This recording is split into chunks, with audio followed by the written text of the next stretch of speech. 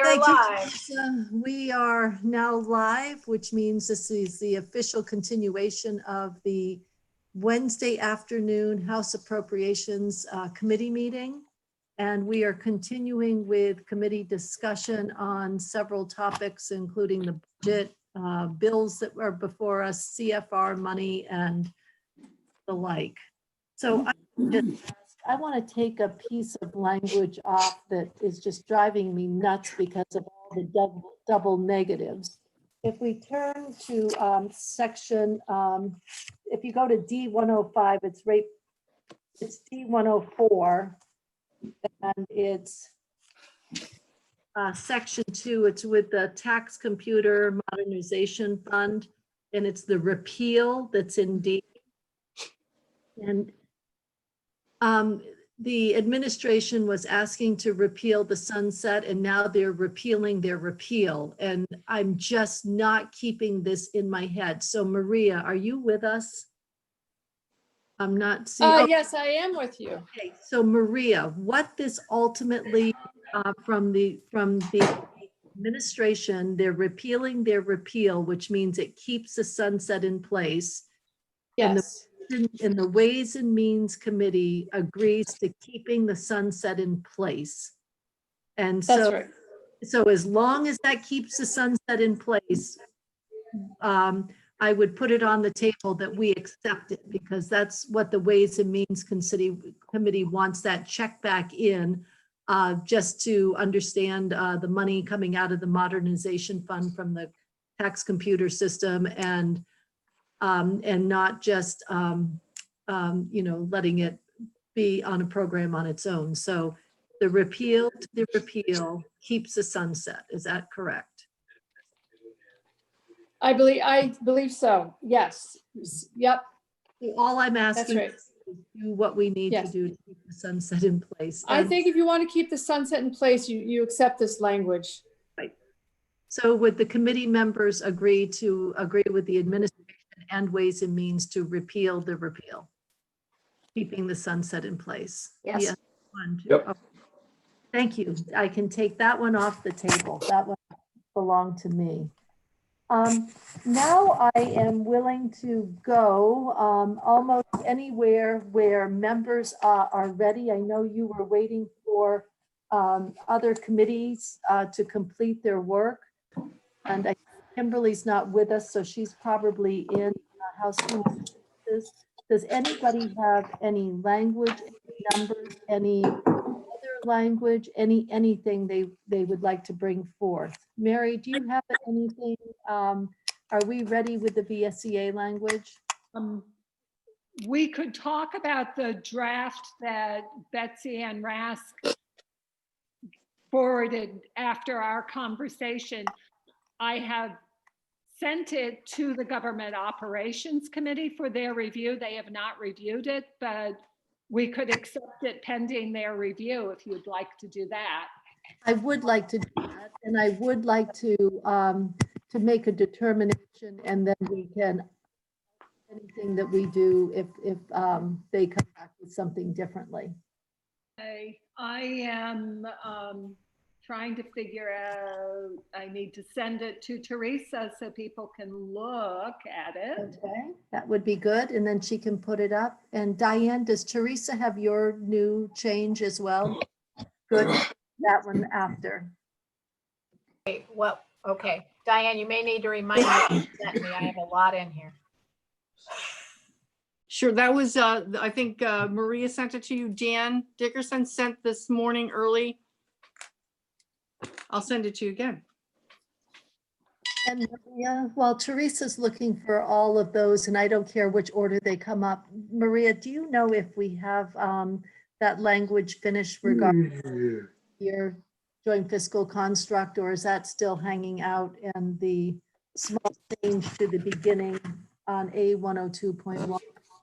Okay, so the A102.1, I know that that's being worked on. I just got to ask Steve if it's finished. And I'm sorry, I missed the first part that you were asking about.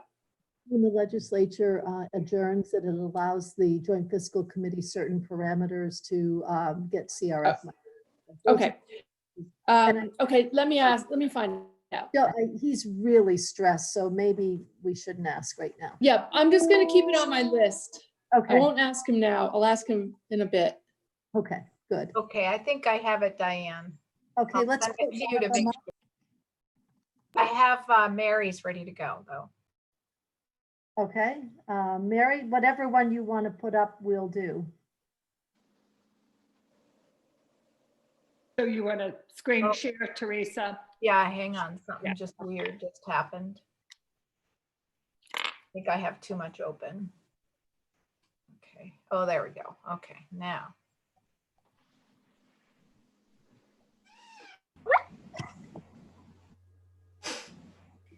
Okay, so, thank you. And Mary, you were working with the Budget Council, so do you want to show the pieces that have changed? Go down to the bottom of it, or maybe you can show it all on the screen if you minimize it. There we go. Yeah. So you see simply on lines 14 and 15 and then 16 and 17, the two changes. It's almost belts and suspenders. So we've made it clear that we are following the reference in the law around how this process works. That's what the first one is. So it's the citation to those two sections of law. And then as the chair was bringing up, there arguably, this is paraphrasing the statute, and there was arguably a question about what money we were referring to. So we've clarified that the amount required for sufficient funding of that period. And that's a reference back into the law. Right, the language copies itself. Yeah. So what, Like I said, belts and suspenders. we like them. Yeah. I would suggest, so did we agree that this was our intent? I think we agreed to that earlier. So I would recommend dropping this into the budget language pending the review of GovOps. And so that now opens it up to any comments or questions for committee members. Mary has a proposal on the table, and any questions or concerns about it?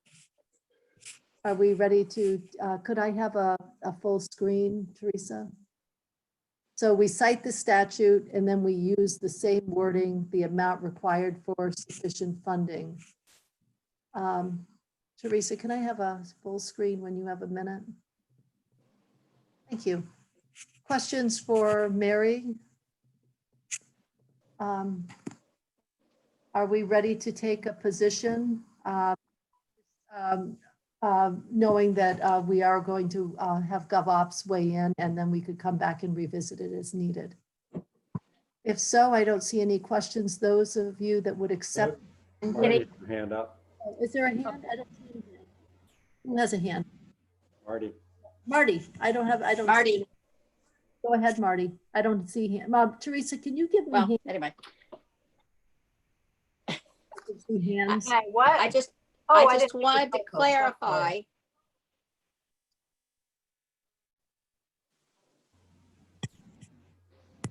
Go ahead. I just wanted to clarify that in layman's terms, if we do not appropriate in FY22 the amount that was established for FY22, then that is the time period in which it would allow a renegotiation of the contract. That would trigger. Only if we do not appropriate the amount that was scheduled. Yes, Is that correct? that's my understanding. Yes, That's Okay. my understanding. and we don't have ledge If council. we would choose to appropriate less, then it would cause a renegotiation Mhm. Yeah. or would cause a renegotiation. Appropriating less money would open renegotiations, yes. I think that we have, there's a way to eat the pay act. Well, And I was debating if I would raise that or even ask Betsy Ann when she was with us before. But there are times when the executive chooses to meet the obligations of the Pay Act within within their budgets. And so they essentially look somewhere else to fund it. That's normal. Well, I guess sometimes we have said that to them too. I'm not, it's a fairly rare circumstance, but there is the Eat the Pay Act process. Okay. Any other questions from committee members? I can now see hands. I'm not seeing any, and this, if anyone learned something differently, this is just simply shelved until we move forward. But it's simply to state what our intent was when we put that language. Chip, I see your hand. Yeah, I was going to leave this till afterwards, but maybe I should just say it now. It's very small, but in the draft, it refers to the Judiciary Department. I don't know if that should be changed to branch or something, or whether Oh, that's drafting for the, Yeah, okay. but that is a technical correction. Thank you, Chip. Will you get that corrected, Mary? I'll ask Betsy Ann. Actually, I'm curious if in fact that is the correct site. I wondered if it was too, Yeah. but I didn't Yeah. want to I'll ask. ask. earlier. You'll let us know, Mary. Thank you. Are we ready to take a position on this, just to simply shelve it and take it off the table unless there's changes? Yes, If you agree, yes. please raise your hand. Please go. And those opposed to the language. Kitty, I'm not opposed, but I hadn't heard the discussion. So I just got back from Commerce, so I Linda, we will have Mary catch up with you so you hear it. And if you do have opposition, then we will certainly open this back up. Okay? thank you. Thank you. It was just simply stating our intentions, what the intent was of our committee and the legislature when we funded 1 year of the Pay Act and silent on the second. I read that already, so if I've read the statement, so I'm in favor of that. So you can count my vote then. Thank you. Thank you. Okay, then let's go to Diane has a small piece of language. Diane? It's so excited when I get to talk to you. Earlier, there are three things that I had brought before you earlier around the legislative branch government budgets. The first two we okayed, and then the third we were waiting for Ruth Allen to return from Parts Unknown. And we want to make sure the administration had a chance to weigh in on this, and she came back on Monday, and look at that, she's weighed in, made a little bit of a change. So I think if Teresa has sent you the document or you have access to it. And Teresa, can you pop it up if you can, please? Maybe. There you go. And I think. So there you go. And on the, where it says Act 109, we've already okayed. There's nothing different there. There's a nice little explanation for our record keeping. And then Act 20, we were okay with before, unless somebody has a No. desire to reopen that. That one's done. So Teresa, you could scroll down to where it says Ledge Council restructuring. Oh, where is it? Page 2. There we go. There we go. So this is the language that we started to discuss earlier, and then has now been made a lot better with the help of people. And so what this does in a nutshell is basically it allows the split for a B section needing to work with the administration and us to create that budgetary number. So if we can split the IT department branch away from the Ledge Council. They are split now on our rules. When we passed, it was 754 remember when we put together the Joint Legislative Management Committee and they brought forward the recommendations and they didn't have to come through our committee because it was, came out of them, went to the floor back in March and we passed it. So this is actually just starting to do the budgetary split to create the B number in the budget for it. So, And this the- language has gone through, what entities have seen this language and agree with this language? so the entities that have seen this language would be our JFO Mhm. and the administration, Ruth Ellen. And the bottom where it says, where it says note, because we were originally going to ask to have the legislative operations split out as well, but we're not going to do that now. Just the legislative information technology.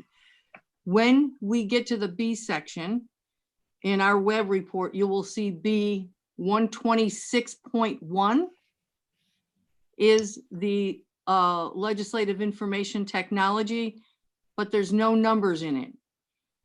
We can, so this is asking them to work together so that that can be split and those numbers would appear there. Any questions for Diane? Are there, let me see, Representative Johnson? Was that me? Yeah. Yeah, Nita? okay. Thank you, thank you. Diane, could you give that number reference again for Oh. where we would find this? In our web B- report, Yeah, B- B, you take a look because I'm not going to look at it, Maida. If you, I believe it is B 126.1.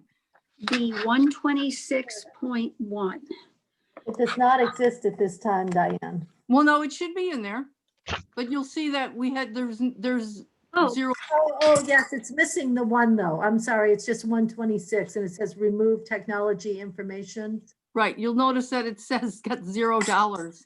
Yeah, So okay.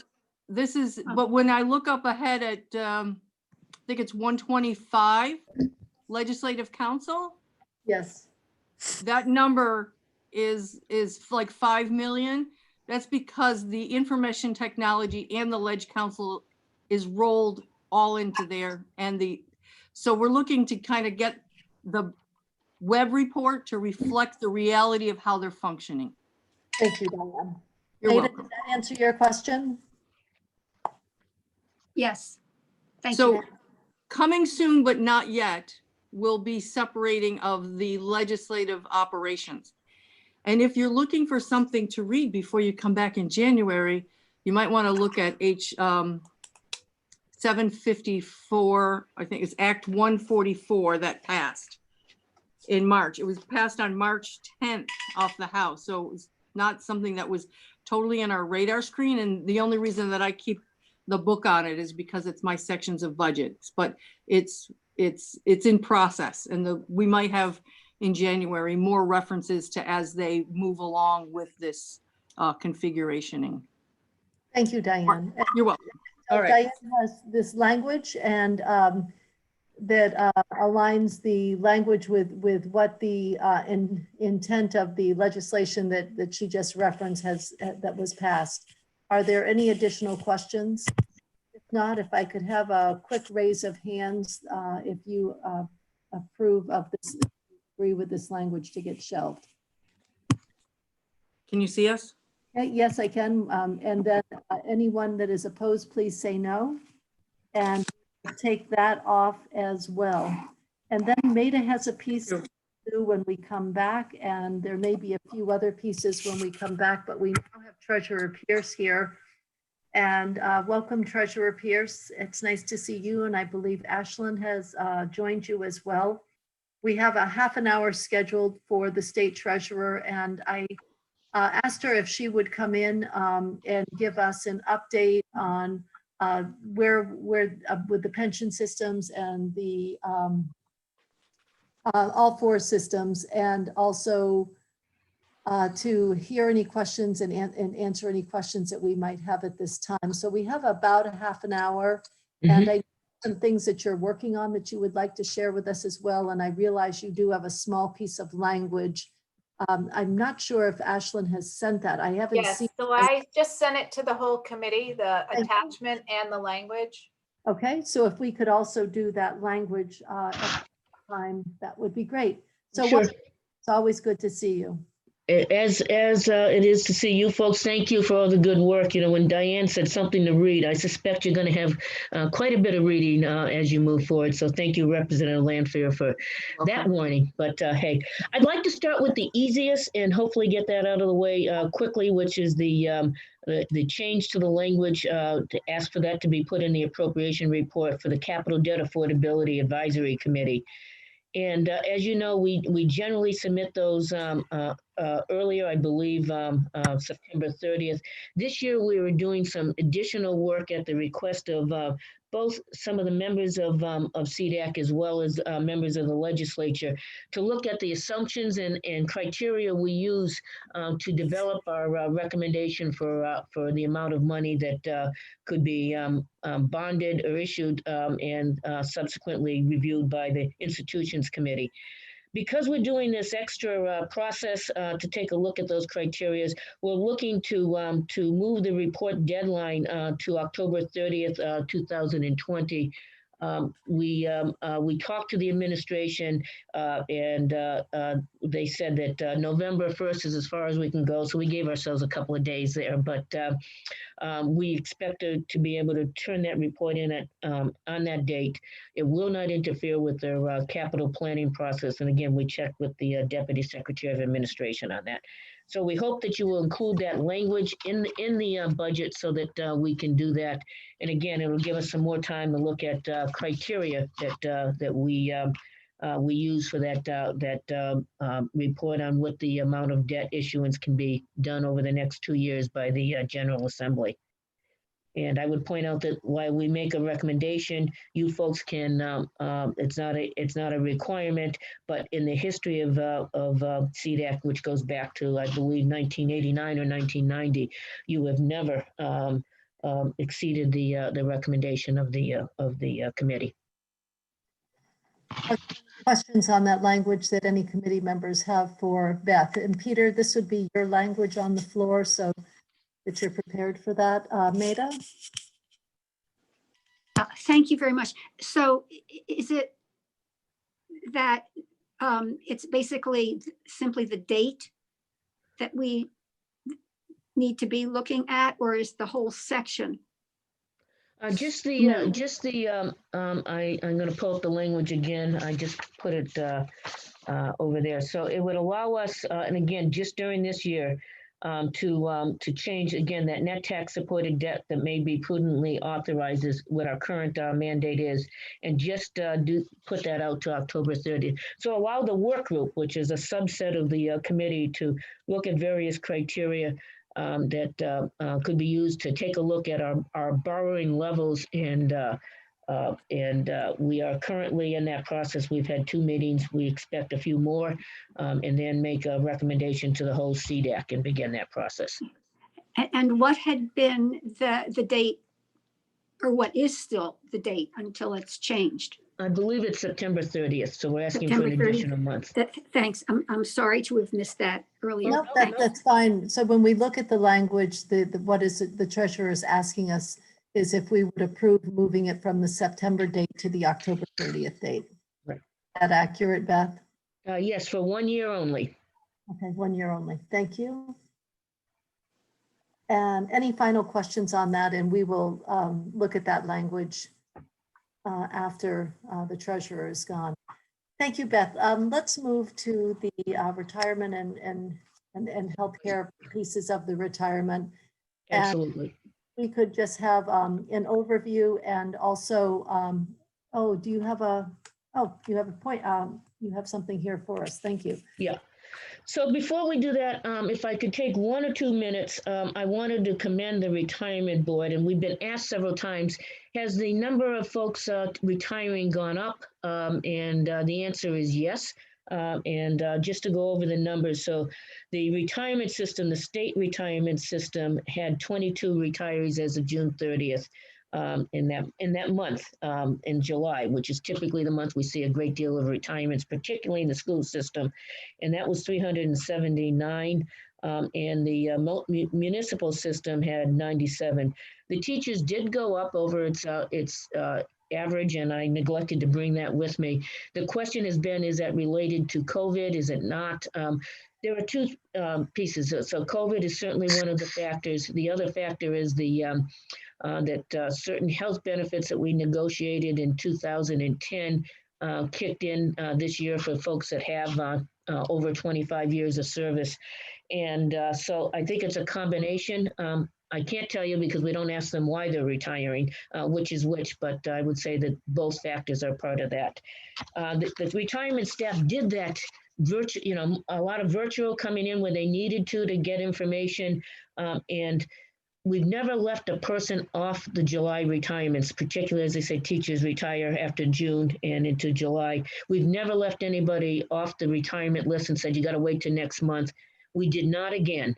And that's an incredible effort in a virtual environment. So I just wanted to point that out. Moving on to the pensions. As you know, and I'll just do this quickly, the funding, the evaluations, the valuations for each of the systems as of 2019. The state system had an unfunded liability of $815.5 million and a funding percentage of 70.6. The teacher system had an unfunded liability of it's $1,554,554 and a funding percentage of 55.6. And while you don't fund the teachers, the municipal system, you do set the rates for employees. And that is 178 million unfunded liability with a funding percentage of 8.14. I need to be very clear that those numbers are going to go up substantially in 20. And we will be addressing that. So number one, they will go up. And number two, we're going to be doing something about that. We've already done a number of changes. I expect that we're going to make a substantial change to this. The reason it's going up is a couple of things. Number one, some experience in terms of investments in a COVID environment, other changes such as the retirement behavior of folks during a COVID environment. But the largest is that we've done an experience study. So every 5 years, we do what's called an experience study. It's in statute. And a couple of times over, we've done it a little earlier after, for instance, the post-2008 period with the Great Recession. That looks at a number of things. One, the rate of return. The second is demographics. That would include mortality, but it would also include turnover. So the events of COVID, the events of consolidation would have an impact on that of schools, and on the state side, for instance, the retirement incentive programs. And I am aware that that several schools have also done some type of incentive for retirement as well. Those put upward pressures on the system. And again, turnover, and other economic factors like the cost of living, for instance. We are in the process of finalizing those. One of the decisions that has to be made, and we will be making it in September, is the rate of return. We don't grab a number out of thin air. We don't say, well, you should use this number because we think it's right. We've had some folks say, well, we think it should be lower. And I say, did you look at our asset allocation? No. Did you look at the performance or the projections of those particular investment types over time? And the answer is usually no. So we say, well, how did you do this? We have two independent folks look at it. Our actuaries look at it and provide, in this case, a range of options and a ceiling on that, we also have our investment consultant, which is NEPC. I do need to tell you that we are, through an RFP process, moving to another investment advisor, RVK. So you hear that, those initials instead of NEPC going forward. So we use that professional guidance. They have given a range this year, and we will be having a joint meeting between VPIC and the various retirement boards, because the statute says that they all have to agree on what that rate of return is. If it isn't, it stays where it is. So if we were to do nothing, it would stay at the site 7.5%. We believe it needs to go lower. And I will tell you that within that range, I will be advocating for the lowest level in that range.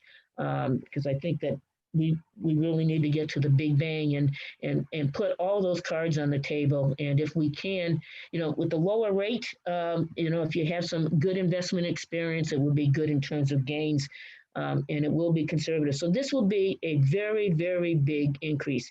We are working with our employee groups and other stakeholders. As you recall, we started a risk assessment committee or a process prior to COVID.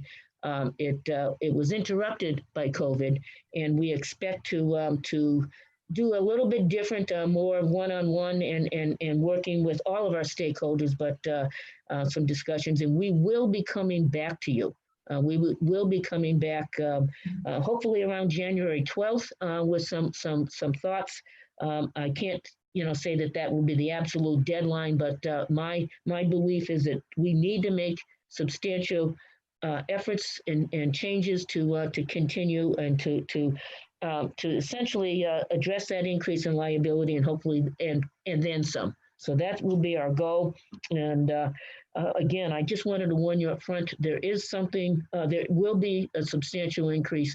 That said, there will be some recommendations for reducing that significantly, not nibbling around the edges. So that's our first presentation on retirement. I'll stop there because I know we want to talk about OPEB as well, which means other post-employment benefits, which essentially means healthcare. So I'll stop and take any questions that you have on the pension. Thank you, Beth. We have about 20 more minutes and I want to make sure we get to OPEB, but are there any questions for Beth? She has talked about mechanisms and for planning to come back in January to make some significant alterations, changes, as efforts, whatever words you want to use to address our liabilities and income. Peter? Beth, thank you for coming in. I agree that the discount rate does need to be looked at and lowered. It will mean that we're going to be recognizing more unfunded liability on the balance sheets. However, do you, and off the top of your head, and I'm sure you're working on thinking this through, are you going to come in looking for to stay the course on the current 30-year payoff, or are we going to set up a new payoff for the increased unfunded piece that this will create? In other words, we'll have two separate payoffs going forward. Well, that was something the actuaries discussed with us as an alternative. I would hope that we do not need to go down that road. Our current was a 30-year amortization schedule originally. We are closer to that. We're at 2038. I think that we would prefer to do that.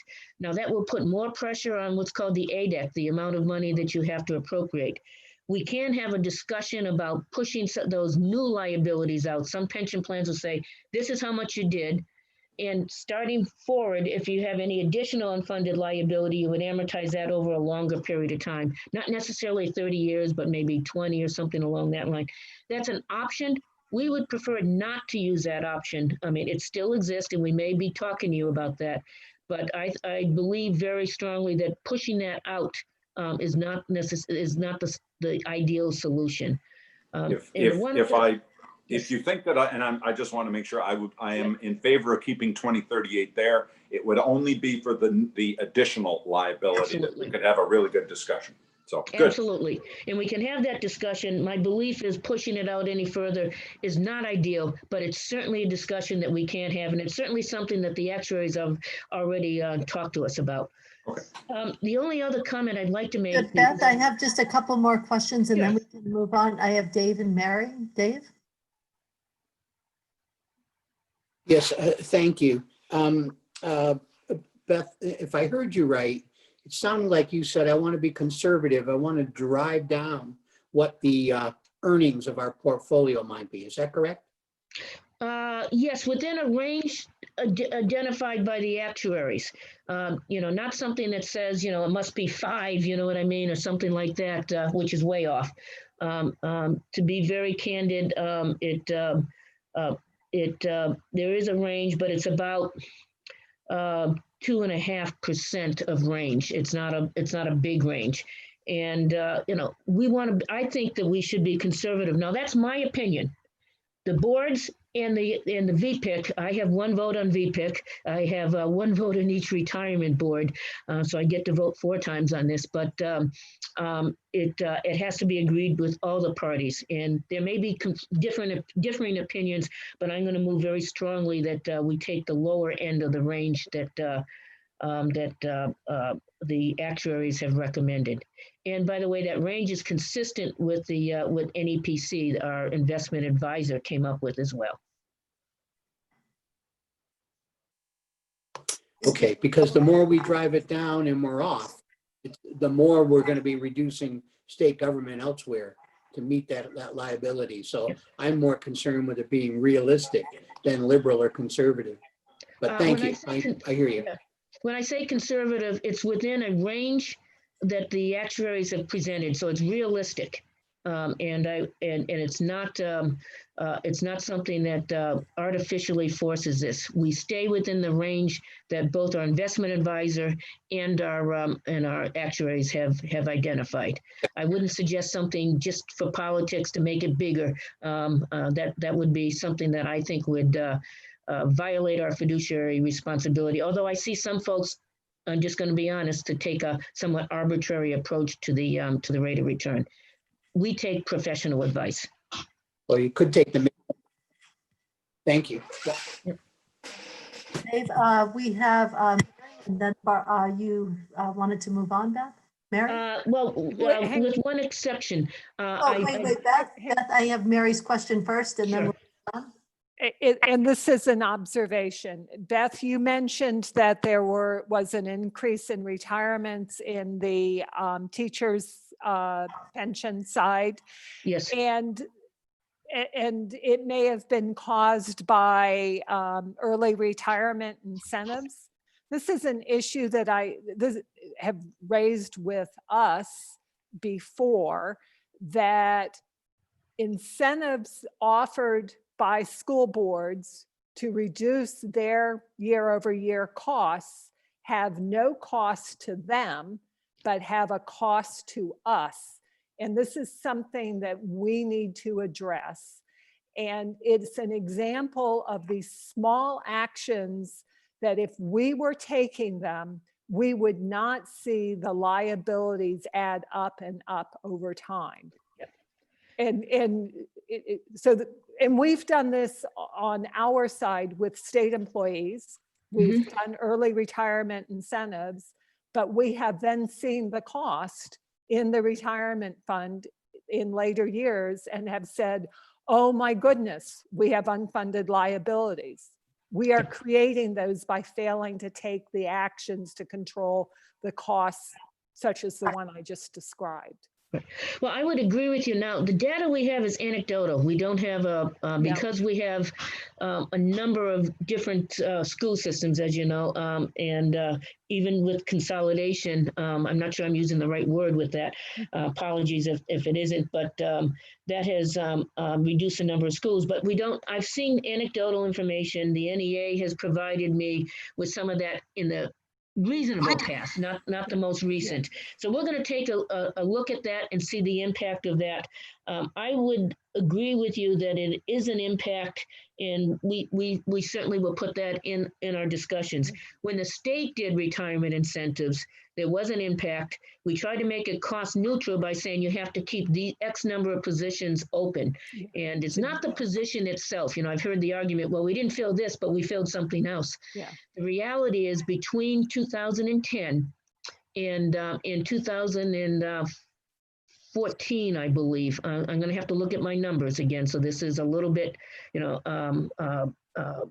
estimate. We added a significant number of positions. I believe it was something in excess of 500. So when you do the retirement incentive, and it costs money because you have folks that actually are what we call actuarial gains to the system, and they leave, and then you add more employees behind them, you end up with a situation with significant impact on the unfunded liability. I won't say that's a policy decision that you folks in the administration have in terms of the cost in terms of the positions and where you need to put positions and position those positions doesn't sound quite the way I would like it to sound, but and making those choices. We need to tell you what the costs are associated with that, but those are policy decisions by the General Assembly and the administration about what our needs are. And it would not be my place to tell you whether you need more folks or not, and in what areas. It's just not what we do. Thank you, Beth. Let's, Mary, are you set? Yeah, again, I want people on our committee to pay attention to this. There are actions we can take to control our costs rather than letting those costs pile up and then wringing our hands later. And the teacher's retirement is an example of something we could have done last year because we foresaw this. I appreciate that it's anecdotal, Beth, but I'm sorry, I'm up on my stump and I know we need to move on, Kitty. Thank you. Okay, Beth, let's move on. Yeah, so the other issue, and we sent you a memo, it's dated September 1st from our office to you on OPEB, the retirement, other post and benefit employments, which are benefits, which are primarily healthcare. And we're going to specifically look at, we call RTHM, the Retired Teachers Health and Medical Benefit Fund, and some of the issues. Now, I will just from a background, we presented to you in last session, or extended session, the first session, I guess, the transition session, that we had a concept of getting to the funded liability to get to a pre-funding position over time. It needed some funds. We specifically asked for about I'm looking at the memo right now, 5.7 or they're about $5.9 million of additional funds, and then a process to get to it that would eventually get us to an annual need of about 3%, which is consistent with the rate of inflation, and it would reduce our liabilities by about $500 million. The reason for the difference between the two, the funded and the unfunded, is that under an unfunded situation, when you're not making proper payments to get to a funded, fully funded position and pre-funding, you have to by law, by GASB, the Government Accounting Standards Board, not by law, but their accepted auditing practice. And if you violate GASB, if you were to do something outside of that, you would have serious consequence in terms of your audited financial statements. It's based on a interest rate that's set by the 20-year AA bond rate. And back in the OPEB liabilities at 6/30/19, we used 3.5% because that's what the interest rate on those bonds were. That has dropped considerably. As you can see in the memo, dropped to 2.21. What that does is increase the unfunded liability because there's a larger difference now between what you had prior in terms of that spread between the unfunded liability, between the interest rate environment and the interest rate environment that you would have in pre-funding. So if you remember, we said that we would save someplace in the area of 500 million on the teacher system if we were to adopt that. In addition, we saw that we would make about $40.8 million of interest through 2048, and that is the amortization period. We talked about 2038 for the pensions. We started the 30-year amortization on this a little later. We believe that will change considerably. Our estimates are that if we have a 1.29% decrease, which is what those interest rates look like, almost 500 million across the state and the teachers' OPEBs, and it would cause if you look at that last sentence of paragraph 1 on where it says since our last communication, when compared to the 500 million that could have been achieved by reaching pre-funding in statute, a restoration of the requested appropriation, there's a swing of about $1 billion. Now, for our end, we think that this is something that should get serious consideration by the General Assembly. We know that the governor's budget did not include those additional dollars, but we think that that needs to be addressed. because again, that lowers those liabilities that are on our financial statements. They don't directly hit the general fund, but it has an impact on our all of our financial statements and our position on what's called the government entity-wide financial statements. We have two other initiatives that we want to bring to your attention because we're serious about looking at alternatives to reduce this liability. One is that we're looking with our actuary about the possibility of using our claims experience to lower the assumption of inflation of healthcare going forward.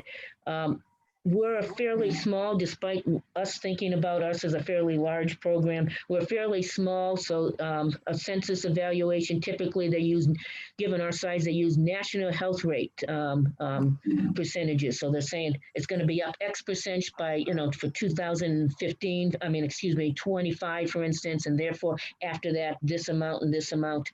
And we use those Excuse me, national. Beth, is this down on the screen? Is this?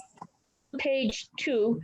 Okay, we're just moving the screen, so I want to make sure committee members were where you are. So I'm on the first paragraph is the one under since our last communication is the paragraph relating to last year's proposal and the fact that it will go up. So when you say to me next year, how come this went up so much? That's going to be the priority answer on that. Also the fact that, it will grow because you have not done pre-funding from year to year. Earlier this summer is the next initiative. And what we are doing is we're looking at those national healthcare trend rates and comparing them to the rates that actually happen in ARTHA, the Retired Teacher Health and Medical Benefits Fund, and see if there's some room to move those downward. Now, it may turn out that that's not the case and that our trend line going forward is not going to develop any savings. There's unlikely, but possible that it would increase it. But we think this is something worth exploring because we believe the Teacher Medical Benefit Fund has better experience in those national healthcare rates. To be very candid, teachers are a healthier population. On the other side, they live longer. So we've got to take a look at those issues. So that's the second initiative that we're looking at. The next initiative is to take a look at the structure of VHI, and VHI will, is currently working with taking a look at this and see what we could do. Right now, because we use VHI, excuse me, I shouldn't say it that way, because VHI is not the issue. It's the way we do our self-insurance plan. In some years you're going to have volatility because some years you save money, other years you won't, based on your claims experience. The state, for instance, saw a very, very large increase someplace around someplace around 2010 up because of some significant acute illnesses that were part of the population. So you're going to have those ups and downs, and including that, the other downside is EGWP, the Employer Group Waiver Plan. While we get dollars from that, it takes a long time to get those out of the federal government. So what we're looking at is there an alternative mechanism to provide these services at the same level of services without decreasing, again, those benefits for folks, but find a different way. As you know, when we did EGWP, we saved something in the area of $6 million a year. We're looking, is there something above that we could generate with articulating a different way of delivery. Our consultants have looked at this, and their preliminary results are that there could be a $3 to $7 million increase over the first 2 years annually. Without, again, a reduction in services. We're looking at that more carefully, and we're working with VHI and the retirement board to see if there's a potential that we can bring to you as well. And the boards would actually be the ones that would implement it, but bring that to your attention and look and see whether that would help. I would point out that if you're talking that kind of range, that might help in terms of generating savings that could go to that pre-funding, the first paragraph of since our last communication, and working on that issue. I also want to point out, because I think I misspoke a little bit, VHI is a partner. We're very happy with what they do. They're helping us take a look at this solution, and we are not, this has nothing to do with the performance of VHI. They're exceptional. They do really good work. They're Their preventive services are exceptional, and I'm very proud of our relationship with them. So I wanted to make sure that I did not misrepresent that. So all in all, we think that we've got a plan that we could reduce the unfunded liability, reduce the amount of expenditures and the premiums that are appropriated. And we hope that you can use some of those to get to pre-funding. And we're looking at our claims experience to see if we can make some differences there. So we've got a plan for OPEB. We expect to have a plan to you on retirement for both systems.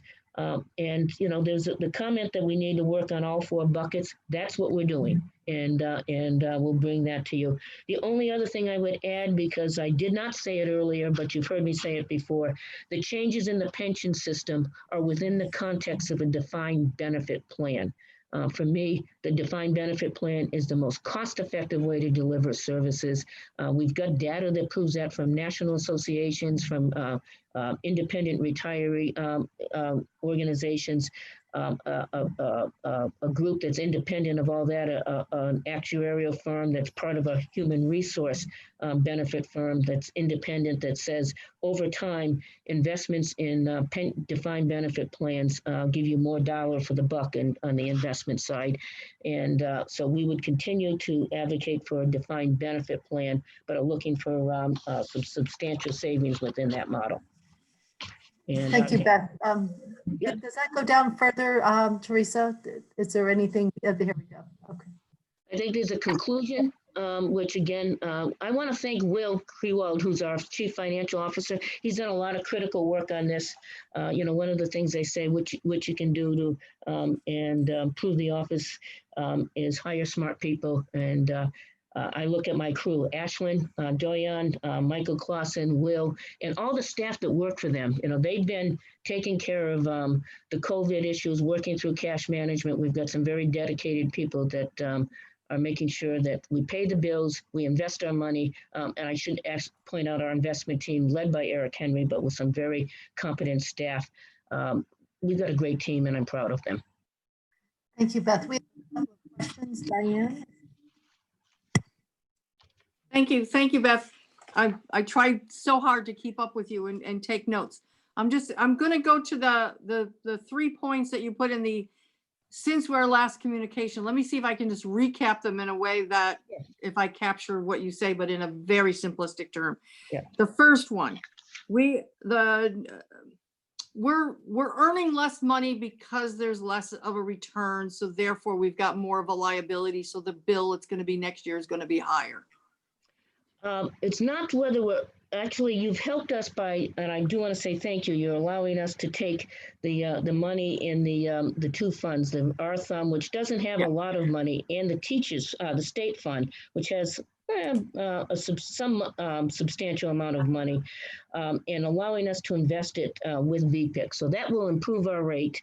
But the problem is that based on GASB, you're required to use the interest rate from those through the 20-year AA bond that's published by a variety of sources. And in the bond bank, the bond buyer, for instance, I know everybody reads that magazine on a regular basis, but because it went down 1.29%, the rate, it's a substantial impact on that. We would recommend pre-funding because it avoids that problem. So what we missed last time is going to be greater this time. And we just didn't want to have a surprise on why the unfunded liability increased. Okay. And then okay, so that's the rate, not of our investment, but the rate that you have to use. That's correct. For this. Okay. And then the second one is basically, and being an insurance person who's been associated with, I don't think there's no secret horseman. So that's the teachers, the claims experience that you're speaking of for teachers' healthcare as well as their auto, they are historically have the data that proves out they're safer drivers and healthier. So I'm looking forward to seeing that one come around to giving a better rate. Yeah, that's not a guarantee at this point. Not a point. guarantee, but it's just something you're fighting for. Yep. And then the third thing is the investment for the first time, or the OPEB assets that you're listing here, that you, looks like an overall rate of return at 6.2. Am I reading that right? Where are you on this? I'm on the last paragraph, lastly in the passage of act, right? Mhm. Previously, these assets were entrusted in the trust. The 6.2. The 6.2 is a trust investment account, and that's where the state monies are currently, it was by statute there. You've now revised that to let us go to VPIC, which should give us a better rate of return on our funds. So you've already approved that that piece of legislation, and we're working with the retirement, the pension investment folks in the VPIC, the Vermont Pension Investment Committee, to come up with essentially a memorandum of understanding so that we can get that higher rate of return. Okay, great. And then I've got one, the last one was, earlier you talked about what I call the unfunded liabilities in the states at 70 point something, teachers at 55 point something, municipalities. I think I missed the percentage, 88, 80.8. 80.14, and these are 2019 numbers, 80.14. 80.14. Okay, thank you. That's it. The last week or so of October, we'll have updated numbers on this, because the actuaries go through a process. They get our data for June 30th. They get our investment data, which, our financial reports, which were complete in September. And then they put all that together and they come up with what that unfunded liability looks like in October. And I will again point out, it will be substantially larger because we are using different assumptions. So just want to give you advance warning on that. Don't be scared. Well, we can be scared, but don't blame me. All right, thank you. Don't be scared because we're working on it too. So are there any questions at this point for the treasurer? So Beth has a lot of work on her plate. She always has a lot of work on her plate. And, we look forward with your work with the retirement boards and VPIC regarding the rate of return. You talked about your work with the risk assessment committee, and we all look forward to that early January meet from afar, but I'll be watching of your efforts of ways to, move to move forward in addressing the liabilities and in the income within these systems. If I could, just one more minute, which is on the pre-funding and those interest rates. It's a little more complicated than I was trying to get to your half an hour. We're close, but not quite. And so I kind of ran through that rather quickly. I would recommend reading through that, and again, giving us any comments that you have or questions, and we're available to answer that. I was told not to give my phone number on YouTube again, but give us a call. You know where it is. And also reiterate, defined benefit plan, and we're very, very pleased with our working relationship with VHI. They've done great work. So Thank you, Beth. You mentioned the 3 initiatives. Is there anything else that you want to share with us this time that you're considering? Right now, those are the 3 we're concentrating on. There's always an opportunity to look at other options. We're going to continue to work with the employee groups, the board, as well as the employer groups represented by the NEA, and as well as VHI, and see if we can come up with some other alternatives. It may switch some of those that we're talking about. It may come up with an alternative solution. But the bottom line for us is that we've got a plan going forward to address those liabilities. Thank you. Final thoughts? Ashlyn, Beth, thank you for coming in. It's always nice to see you. Thank you very much. It's also a pleasure to work with you in this capacity, Beth. So it's been a pleasure. Well, thank you very much for all you do. It's astounding to me. Thank you. Okay, we are to move on to the next item on our agenda, which is more committee discussion. Teresa, are we? Do you know what's on the calendar for today? Did committee members? I don't have my calendar in front of me. I can look. At 2:30, is that correct? I do have the calendar. You want to look, Diane? Okay, I took Do we have permission, Teresa, to keep working? I'm hoping. Yes, you do. Okay, and if there's an important vote, we will get called in to the House. Thank you. What I would like to do now is, does anybody else have a piece of language or a section to close?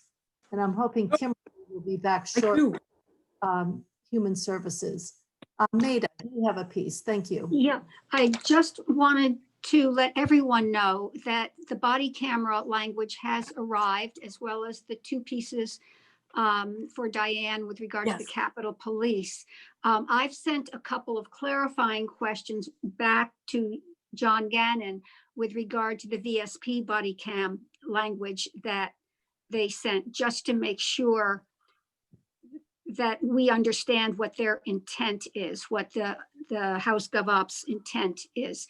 I don't have the answer back yet from John, but it may arrive any moment.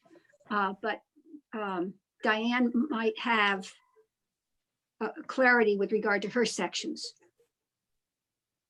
And I sent this language, I sent the material to Teresa, and Kitty, you have it in your ledge email. Can I just interject? Yes, Maida, I just wanted to, I'm sorry, this is Maria. I just wanted to let you know, I sent you a second ago the amendment regarding the body cameras, and it was redrafted by Bryn Hare.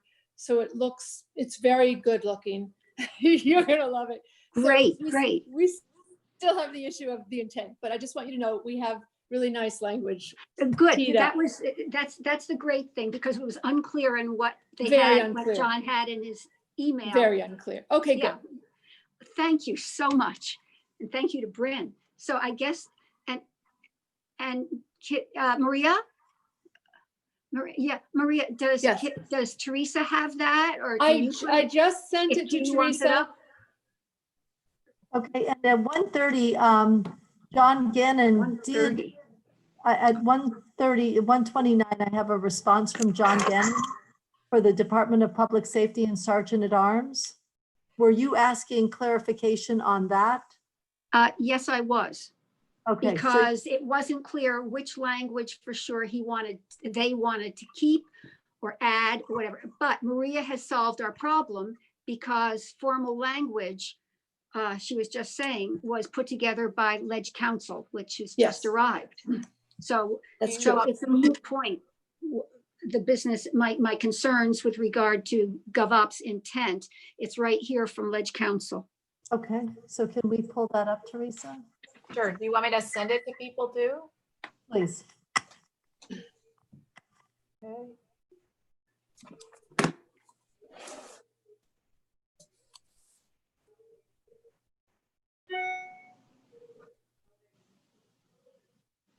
Okay, Maida, Sure. can you walk through this, or do you need? Sure, it's okay. I've read through. So this goes back, both items, there are two parts here.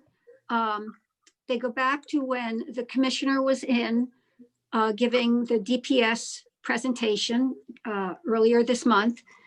And he pointed out that if there were not a tweak in language as it related to body cameras, all that hardware already having been purchased, if the language were not tweaked, well, then they'd have to be purchasing much more, and it could indeed double the cost, the total cost. And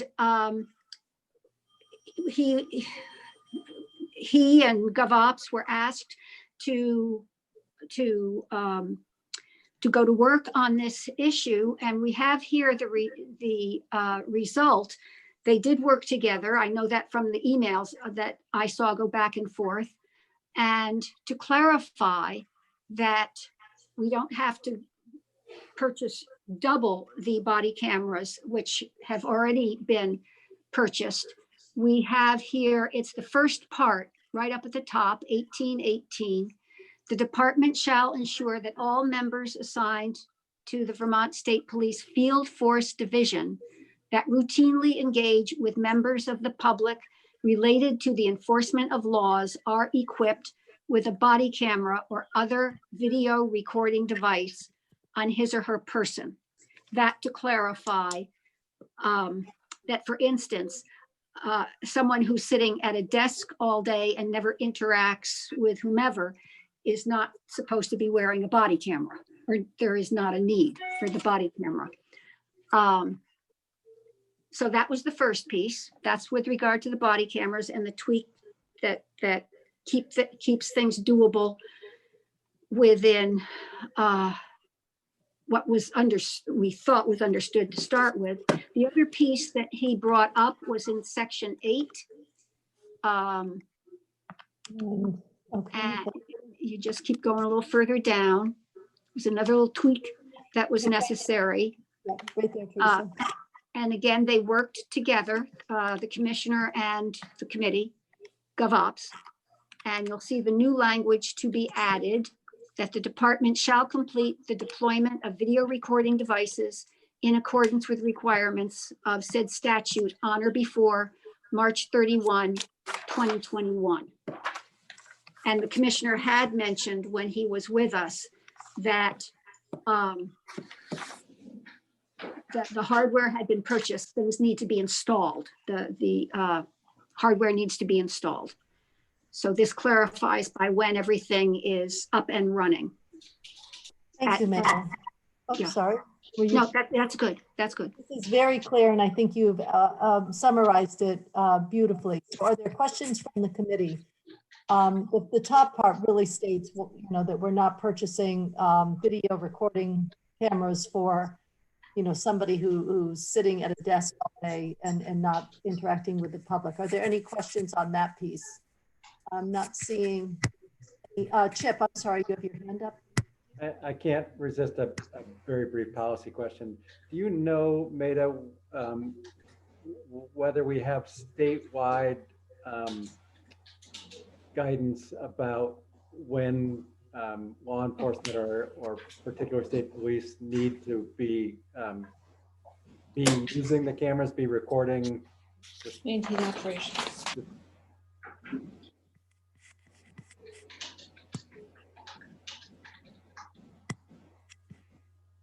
Maida, did you hear Chip's question? She's muted. Maida. Sorry, I didn't realize I was still muted, or I had remuted. I'm pretty sure that there is language to that effect.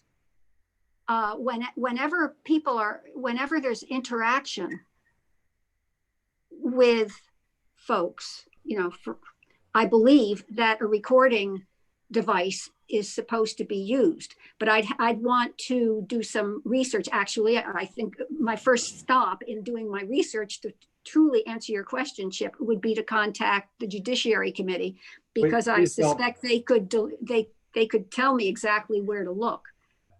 Please don't do research. I just wondered if you knew off the top of your head. I can't help my policy days of being on the Judiciary Committee, and I couldn't remember, but don't look any further. But I think I will, because that question could come up on the floor. On the floor, exactly. I was just going to say, because that's where No, I will we find out. learn. Yeah.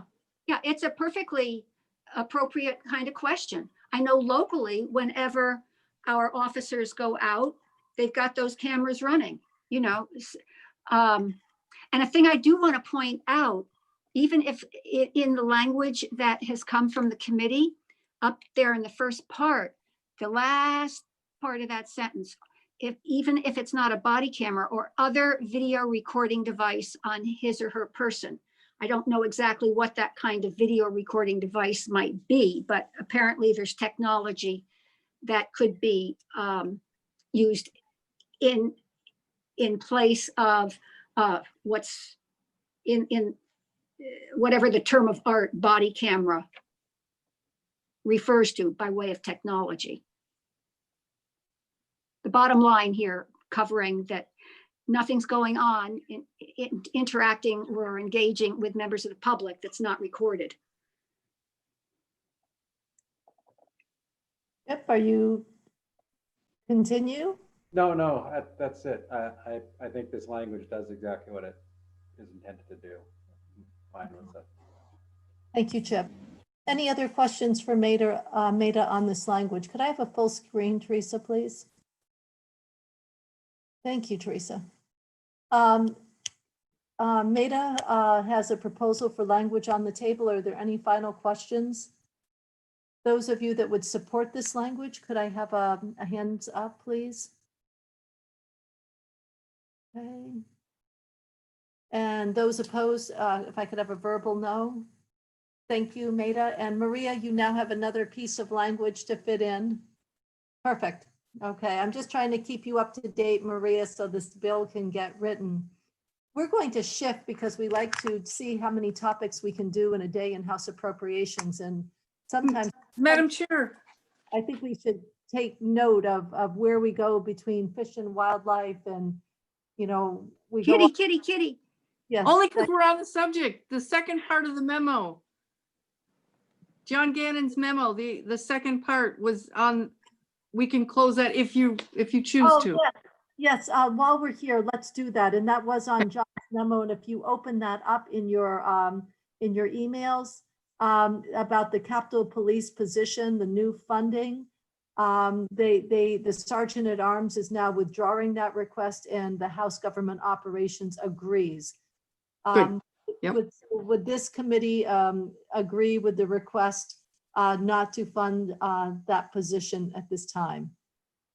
Could I see a raise of hands? Diane, was there money in the budget for that? No, it was taken out. So we would have had to put it in. So where do, we don't The have. next one above it, number 2 is, and this is the final piece, and this will close out the Sergeant at Arms, which is B 128. If Okay, you're, and then you're, we have Susanna here, so I want to move, if this is a quick move, we'll do it. and it's quick. The body cameras for the Legislative Joint Management Committee is going to take control of that and look at that for Sergeant at Arms body cameras in January. So that $21,000, ma'am, you may take it for now. Teresa, Maria, I'm sorry, Maria, did you hear that the 21,000 for the body cameras? Tell me the section, Diane, so we can go there. B 128. And B 128. Okay, I believe that budget, wasn't that resubmitted without the body camera number in it? No, it was resubmitted without the officer, but the body cameras were still in there because we were going to maybe take it out, but it was still in the governor's recommend. Okay, so we can still put a not minus 21,000. Okay, I Yep. will correct the spreadsheet to show that. Thank So you. that brings 21,000 to the bottom line. Thank Yeah, you very it's a much. good day. All right, So but Diane has put on the table based on government operations, communication from the committee. they're just going to wait till January. Right, and it would be a fiscal year 22 issue. Would committee members agree? There's a couple moving pieces here to not fund the body cameras, drop the 21,000 to the bottom line and close out B 128. That is on the table. Are there any questions? If not, could I see a raise?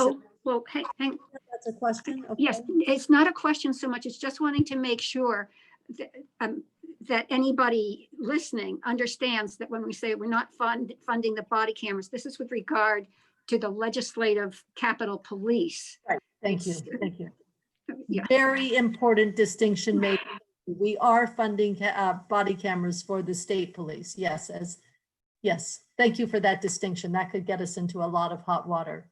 And closing out section 128. And could I see a raise of hands again? Because we needed that clarification. And those opposed with a verbal no? Okay, thank you. Now if we could switch back to our language that we're working on stimulus equity. We do have the executive director back. Welcome, Susanna. Always nice to see you. You're now a familiar face and a part of us. We went over the new language, which I think you've seen. There's 3 sections that we have open still that we would like some input from you and to understand the populations that we would be working with, and we don't want to throw up any barriers. But we also want to make sure that something moves forward in a timely way that is helpful. And so Chip, I'm going to let you, the first section is on page 3. there's two pieces on page 3, Susanna, that we had an issue with. And Chip, if you could just walk through C quickly with us, and then Susanna, if you would like to weigh in, or you've probably already seen it and you don't need a refresher from Chip. Sure. So just for the committee then, that section C has to do with the income cap levels. We heard Becky Wasserman talk to us about that earlier today. This was an attempt to try to mirror the federal legislation as much as possible. The discussion, you all will recall, was whether or not, or some of the discussion was around whether or not this would be an impediment to anyone who were trying to serve being eligible. And then the additional concern that maybe Susanna could talk to more specifically about whether by asking for someone's income level, we discourage people from the people that we're trying to serve with this program from being willing to apply, and whether or not it may go against our desire to sort of build trust with that particular population. I don't know if Susanna wants to comment on. Susanna, are you there? Yes, I'm here. So the CARES Act did have income provisions, and once the individual reached $75,000 in income, then the amount was proportionately prorated and decreased up to $99,000. So I guess my question is, are we proposing the exact same scheme, or just saying up to $99,000, you would receive the $1,200 payment?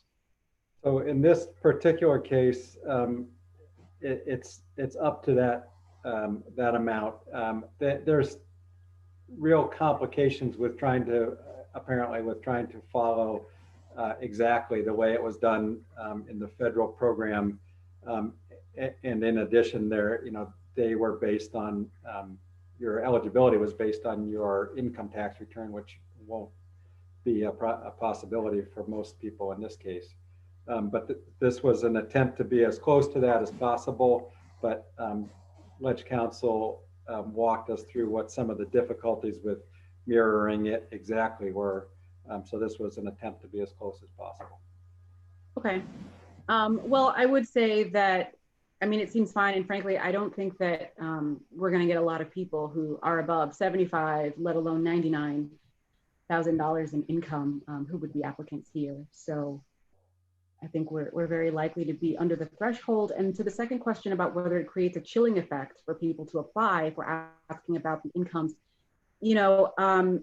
perhaps there's a way to do it. For example, if $99,000 is a fixed income limit, then we might just ask the question in a yes or no way by saying, did you make over $99,000, rather than please indicate your level of income for this past year. That might be a little bit less burdensome or create less of a chilling effect. Thank you. I think you're going to ask my question, so you go ahead. Well, so my question is, if the vast majority, what percentage of people do you think will approach this income level? I have no way to know. I wish I did. I don't. And to speculate might be too misleading to you. I wouldn't feel responsible being able to give you a number without knowing. I would say that a moment ago, you said you would be surprised if people made over $75,000. Correct. Yeah.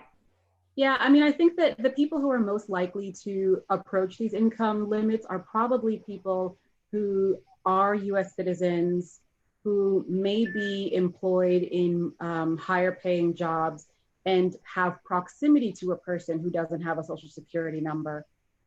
I think we may find people in that circumstance who might hit those income limits, or perhaps people who are, I don't know, maybe residents of Vermont who maybe do business here, and who are well paid doing so. But I really, just based on the professions into which the intended recipients tend to fall, I really don't see them getting close to these limits.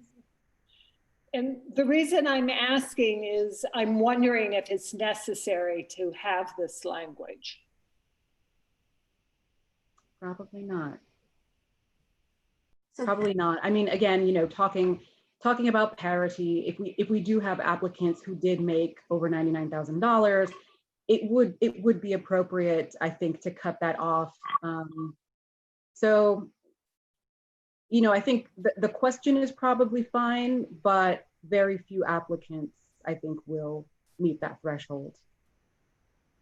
And then can we just explore a little further the potential chilling effect of asking the question? Earlier when we were talking about this, when you weren't with us, it was suggested that somebody could attest to what their income level was. And I just immediately started thinking about kind of the fear that some folks have in their interactions with government. And the more formalized and we make these interactions, perhaps the more reluctant I will be to ask.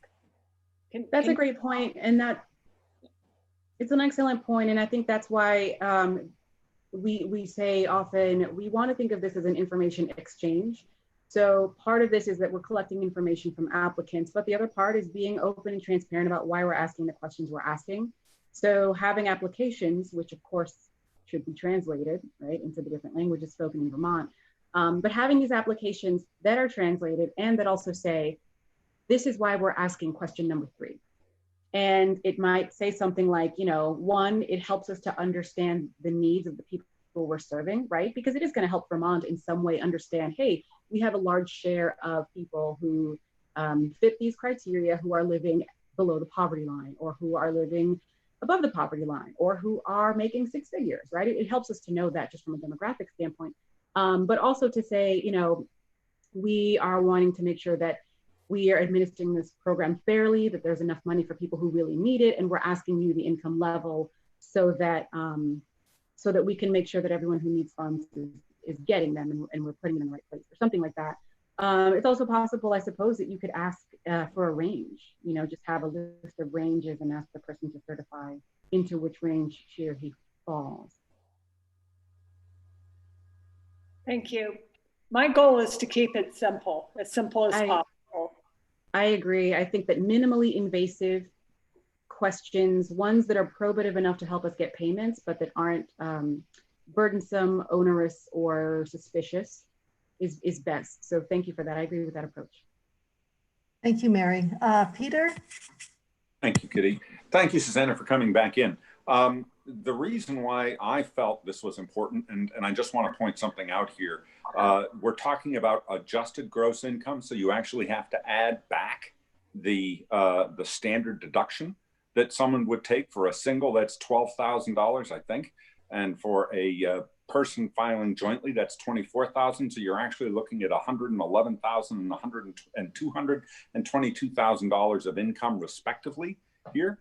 I want to make sure that if we have a couple, for example, one is a green card holder and the other one has a social security number, and perhaps one or both are high wage earners, that they don't need an economic stimulus, payment, because they wouldn't have qualified for it anyway.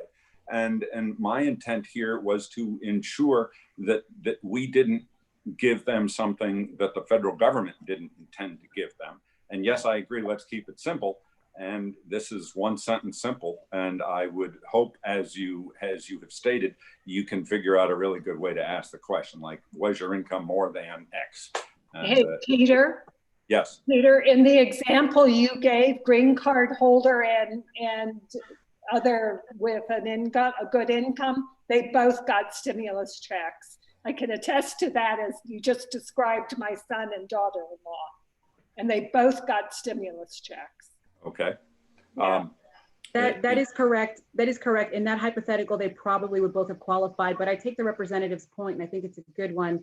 Again, we're here believing this is the right thing to do and asking for no more than what the federal government gave to other people in this country. And so I do take your point, Representative, that keeping it close to the provisions of the CARE Act is a good measure. It is fair, I think, to have $99,000 as a limit for the individual. And of course, figuring out a way to elicit this information in a way that does not create a chilling effect is something that we're gonna work on. I like that answer. Thank you. And it could be, Susanna, as you mentioned before, could it be as easy as a checkoff box? Yeah. I mean, that's not going into your taxes, that it's a checkoff box where somebody is who may be making $150,000 may not want to check that box. That's possible, yeah.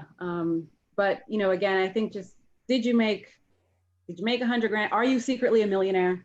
Yes or no, and just leave it at that. Yeah. I mean, again, we certainly could plan for these eventualities, but I think that the reality on the ground, I don't think we're very likely for this to even come up, but it's good to have it in, I suppose. Thank you. So Chip, in the working group, if to make it much more simple, can you write that down in Mike or was it Betsy?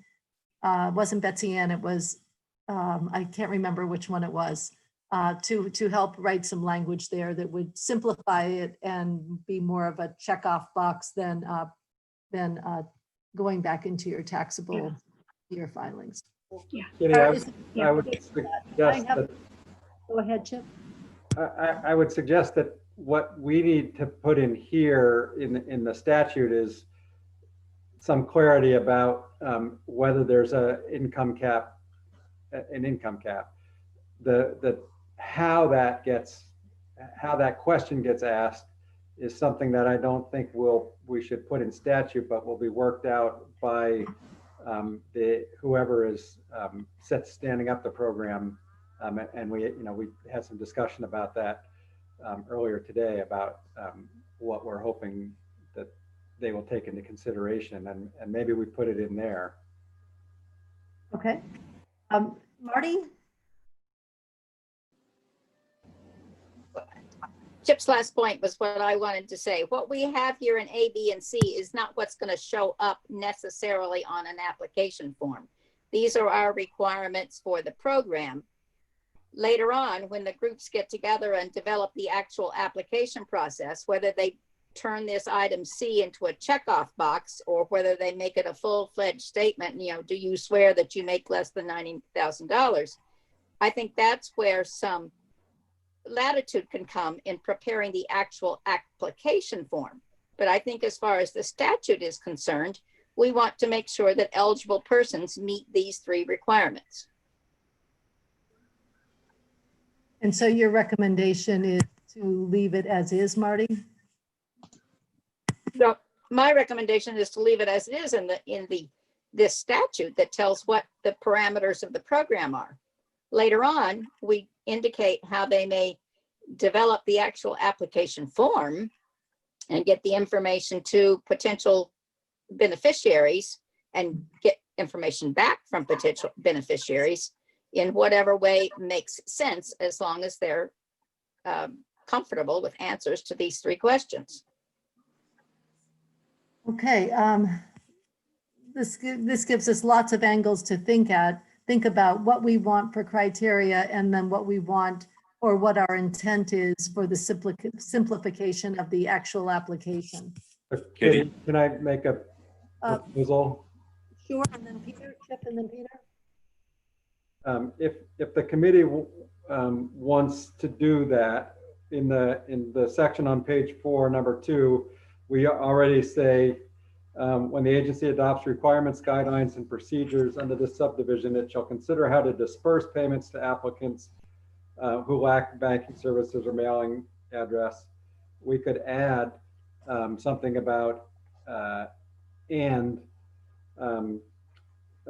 shall take into consider, I'll let Ledge Council do it, but basically add a sentence there or onto that sentence to say that, that in determining income eligibility,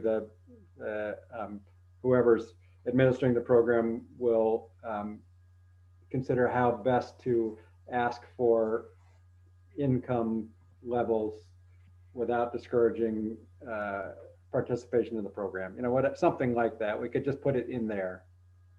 And Chip, tell me where you, I didn't follow you. What, I went to Page page, 4, number 2. It's in yellow on our newest.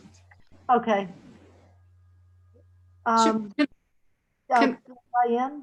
Sure, can I add, I would be, I'm gonna keep this simple, which is, maybe just even under where it says C, it's just like, you know, the program will establish so that it doesn't, that they refrain from this, wait, people making more than $99,000 a year will be, this will limit it to people making under $99,000 a year. And how they go about finding that, whether it's a checkoff box or they ask somebody, but it's just saying, hey, we want to ask you to make sure that you limit this to people individuals making less than $99,000 a year.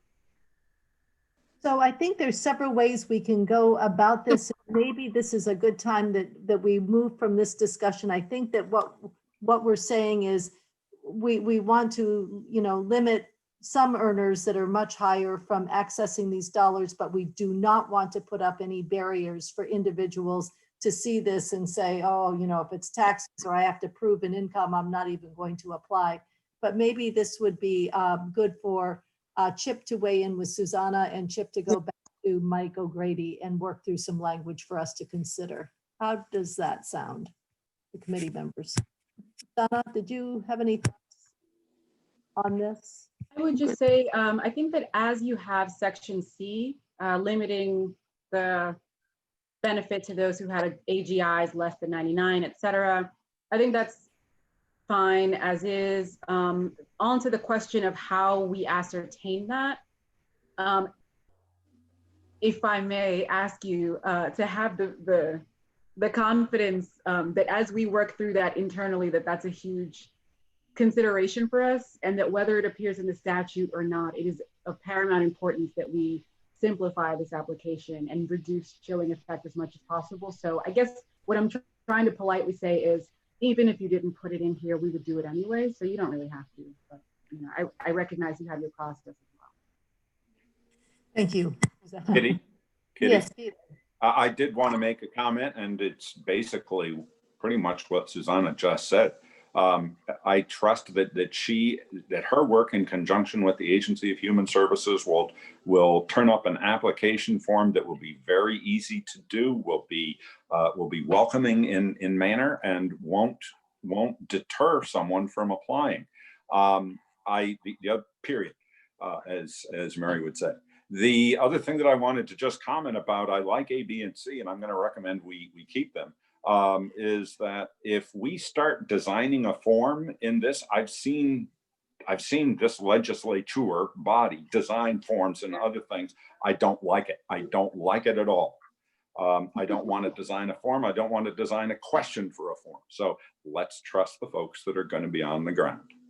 And we also have put a shall in the language that Susanna's position that the executive director shall be involved in this process. So for you to make such statements, and we have given you the ability to be directly involved, we hope that our mission would be carried out, which is I'm very comfortable with.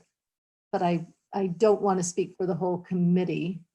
But can we move down to the application date? It's on line 20 on the same page, that all applications for payment under this section shall be submitted on or before January 15th. We've gone around a bit, Susanna, about having a deadline. One reason is if there's any unused funds, it's going to be a very difficult year next year. And can we free up funds, or, you know, dropping these funds back into their original use, so that mission from that use can be continued. But we do not want to put barriers up at the same time. And we talked about this a bit with you yesterday. You had offered a December 31st deadline, but we want to go back and revisit that conversation. Yes, and I did say December 31st yesterday, and upon further reflection and seeing the committee's support for a later date, I think it would be a great idea to extend that. And the reason that I say that is because with more consideration, it becomes clear that potentially many in this cohort of applicants might be watching what happens with the first few applicants who they might know to see how the program is being administered, whether it's trustworthy, how quickly it's happening, in order to decide whether to apply. And so it might make sense to extend that deadline a little bit, just because we're dealing with a population who is justifiably reticent about interacting with government. And it may be sort of a slow trickle at first, and then a bit of a cascade once the first few come out on the other side with successful results.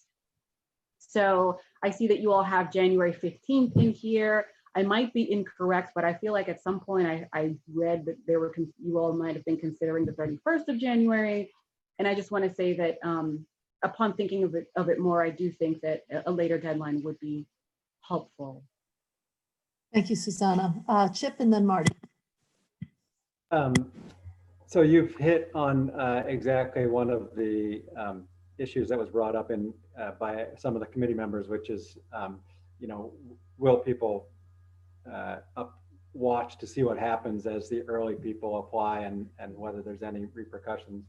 I think for me, it might be helpful to have you speak just a little bit more broadly. So we're still going to hear from me, some folks anyway, about how long it might take to stand up this program. And the question really is, once it's stood up, how much time from the initial ability to apply till we have a deadline, or should we not have a deadline, is needed in order to make sure that all the people we want to serve are likely to have had the chance to apply to the program. And I guess I would just tack on to the end of that, is there any benefit to actually having a deadline? Well, it's tricky. I think that leaving it open-ended, having a deadline allows us to administer this program and have a degree of closure afterwards. Because if it remains open-ended, it's not clear how long we'll have to have resources or staff or whatever in place prepared to take applications that we don't know whether they'll come in or not. We also don't know when to end our data collection, if we don't know if more people are going to be applying, but way later. And I'm not sure, and this is just myself not knowing how that might impact future reviews, or how that might impact future reviews of the need for this program. So having an open-ended date means we don't know if there are going to be folks applying much later down the line. And if so, should we assume that the numbers that we've collected in the first couple of months are sufficient, or is there going to be another wave later on? The other thing that I would say is that with having a deadline, or rather for how long the deadline should be once we've stood the program up, I had sort of been spitballing, thinking that 2 months might be appropriate. Perhaps 3 months, representing a quarter, might also be a good idea. The idea is that this is emergency funds. People needed this yesterday. And so I don't think that we're going to have too much delay. On the contrary, I think it'll be up to us to make sure that we're dispersing funds quickly enough once we get applications. Thank you very much. I talk a lot, but I suppose what I'm trying to say is that I think a deadline is appropriate if you intend to put one in place. I would make it at least 2 months, possibly more if we can. And I don't see a detriment to having a closing date. Thank you. I don't see Kitty in her place there. I think she called on Marty next. No, my question was the same as Chip's. It was basically, once we get it going, and that may have to vary from this November 15th, but I hope not, then how much time should we have it available for people to actually hear about it, apply for it, and go through that process? And we were working with a 2-month time frame. So the question was, is that an adequate amount of time or not? And I think Susanna has indicated 2 is adequate. Maybe 3 months would be better.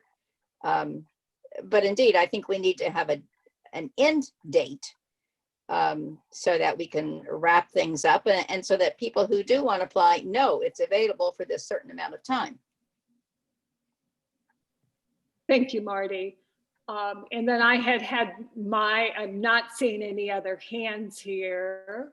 I had mine raised, and I just wanted to explain my concern about the date and the belief that it needed to be pushed out further. And that had to do also with the holidays and the fact that some of the applicants for this, in addition to wanting to watch and understand what their community might be doing, but they also just may not be thinking about these issues over the holidays. And this falls perfectly over big holidays. So at a minimum, I also heard clearly the desire to, if there are funds left over, to be able to reappropriate if we need to do. And so I would suggest that at a minimum, we push it out another month to allow people a 3-month period to respond and participate.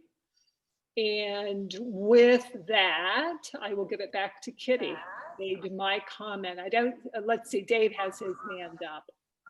Thank you, Mary. We'll move to Dave. And I apologize. This is when you're at home. I have a very old dog who just she had a little medical event I had to attend to, so I apologize. Couldn't leave stress. So Dave, go ahead. Yes. How would you react to extending it to June 30th, the end of the fiscal year? Because the dollars are going to revert after the fiscal year. Why not just leave it open? Susanna. It's certainly an option. It's certainly an option. And again, we want to serve the need. And so as long as people can certify that they would be eligible, then if the 30th is when it would have reverted anyway, then I don't see why not. And that way it gives you closure. The agency can write a grant that ends June 30th. So there's closure that way. There'll be opportunities to report on it during the process. I completely understand the need to get money out quickly, but that to me is much different than trying to help people get to the place of safety and comfort to even come forward and apply. I just don't know why we wouldn't be more generous with the deadline. Don't see the value of shorting it 2 months or even 3 months. Why not go to the end of the fiscal year? Unless I'm missing something. Thank you. That's my comment. Thank you, Dave. I just a couple of things that I would like to ask Susanna to weigh in on. And one clarification, we wouldn't have to, reverting the money at the end of the year. We also have a budget adjustment process, so money could also be reverted during the budget adjustment. No, because this is within the 21. No. So depending on what the date was, if we had a date of application, whether it was December 31st or January 31st, then it could be reverted during the budget process. But my other question is, not knowing what the federal government is going to do and not knowing if this has been covered, please tell me I missed it. But if more CRF dollars do come in, is it better to have a system program that is open, or is it better to have run a program and see successes and make the adjustments if there's availability for more money for this population as well? Am I clear what I'm saying? Which way is,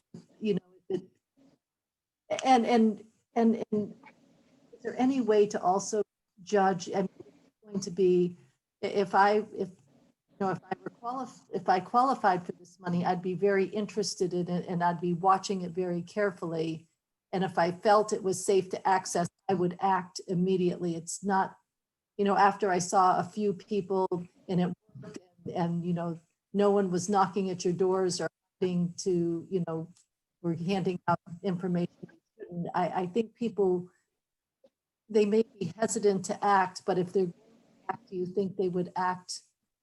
I think the extension's going to give them any more comfort after they see the first few come out. I guess those are my thoughts, and I'm rambling now. Is that question for me, Madam Chair? Yes, it is. Just yes. I think we would probably see a mix. Some folks who are willing to take the leap immediately because things are dire for us, and others who might be more cautious and who would want to wait. So who knows? It's possible that we may see it happening in ebbs and flows. You made a point earlier, and I apologize. It's I've already forgotten what the question. Oh, about whether more federal money coming in and running 2 programs at once, and might there not be a second program if we had not completed the first one?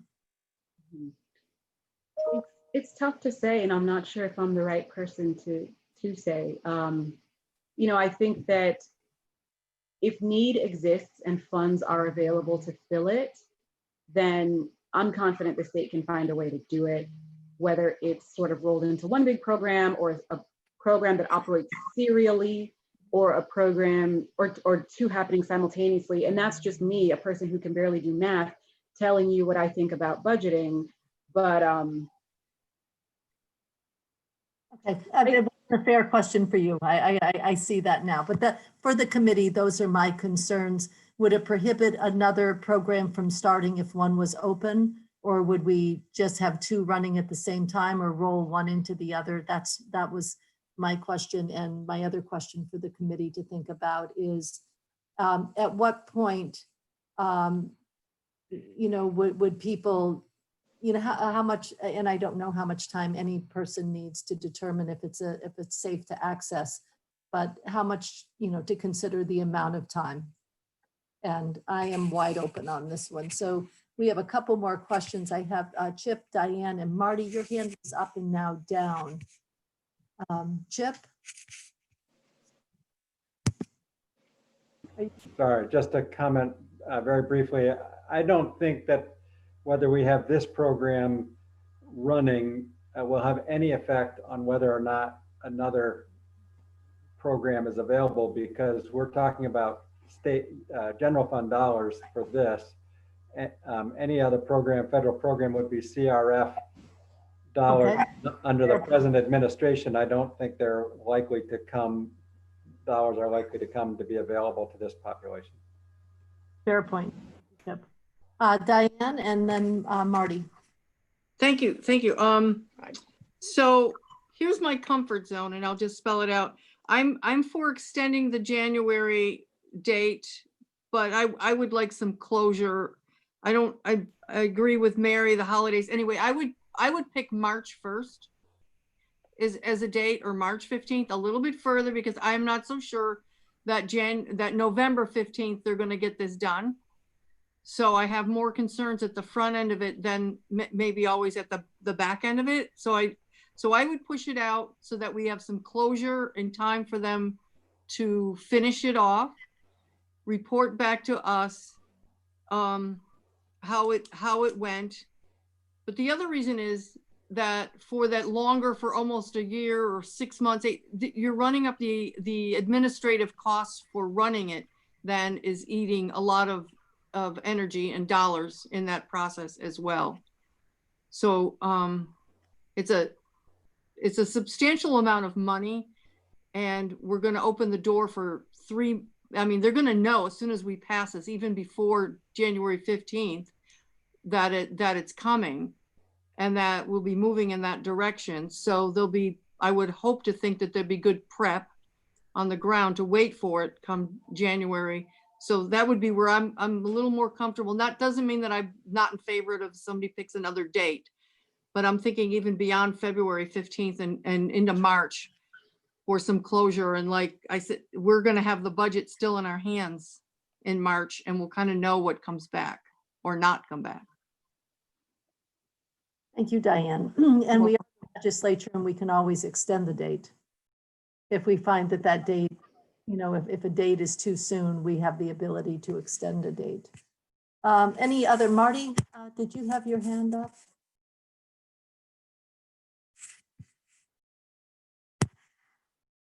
Marty, are you there? Was up, maybe she had. I'm here, but I don't have another question. Oh, okay. Thank you. So let's determine now a date that we can all agree on. And it's going to be a compromise on all of our parts to find a date. But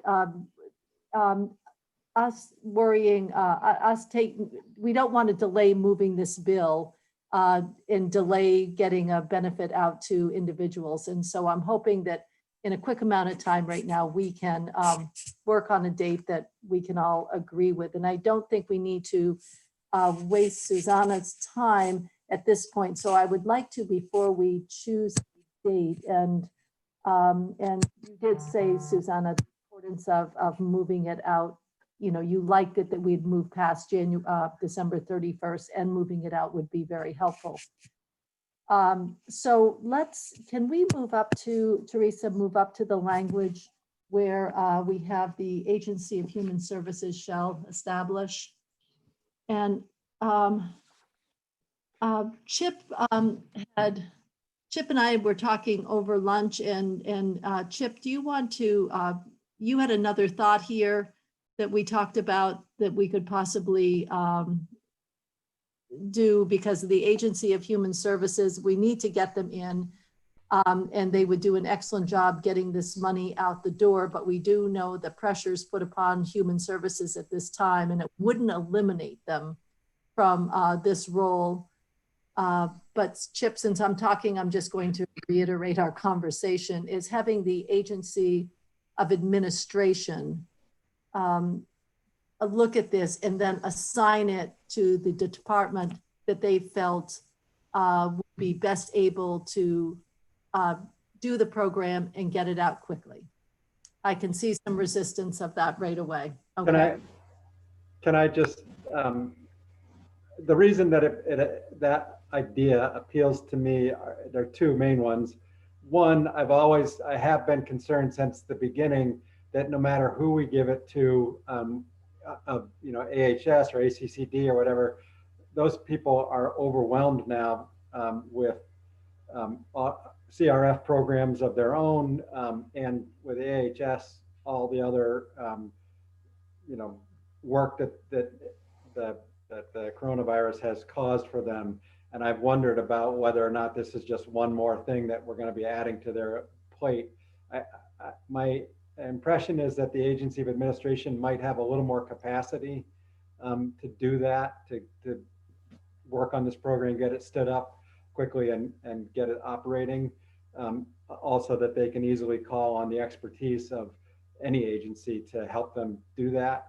The other reason that I like it is because Susanna's office is in the Agency of Administration, and we've been very clear that we want her involved in this, and that just makes it even more likely that that will happen, or makes it easier for that to happen. So for those two reasons, I like it. The other thing I just would add is that I had said to you, Kitty, that one of the things we might want to do if we go down this road is to send a letter from our committee, or perhaps both committees, expressing our intent about the timeliness of getting the program stood up, and any of the other particular issues that we've talked about that we want to, you know, just sort of ensure that whatever agency has in top of mind when they're working on this program.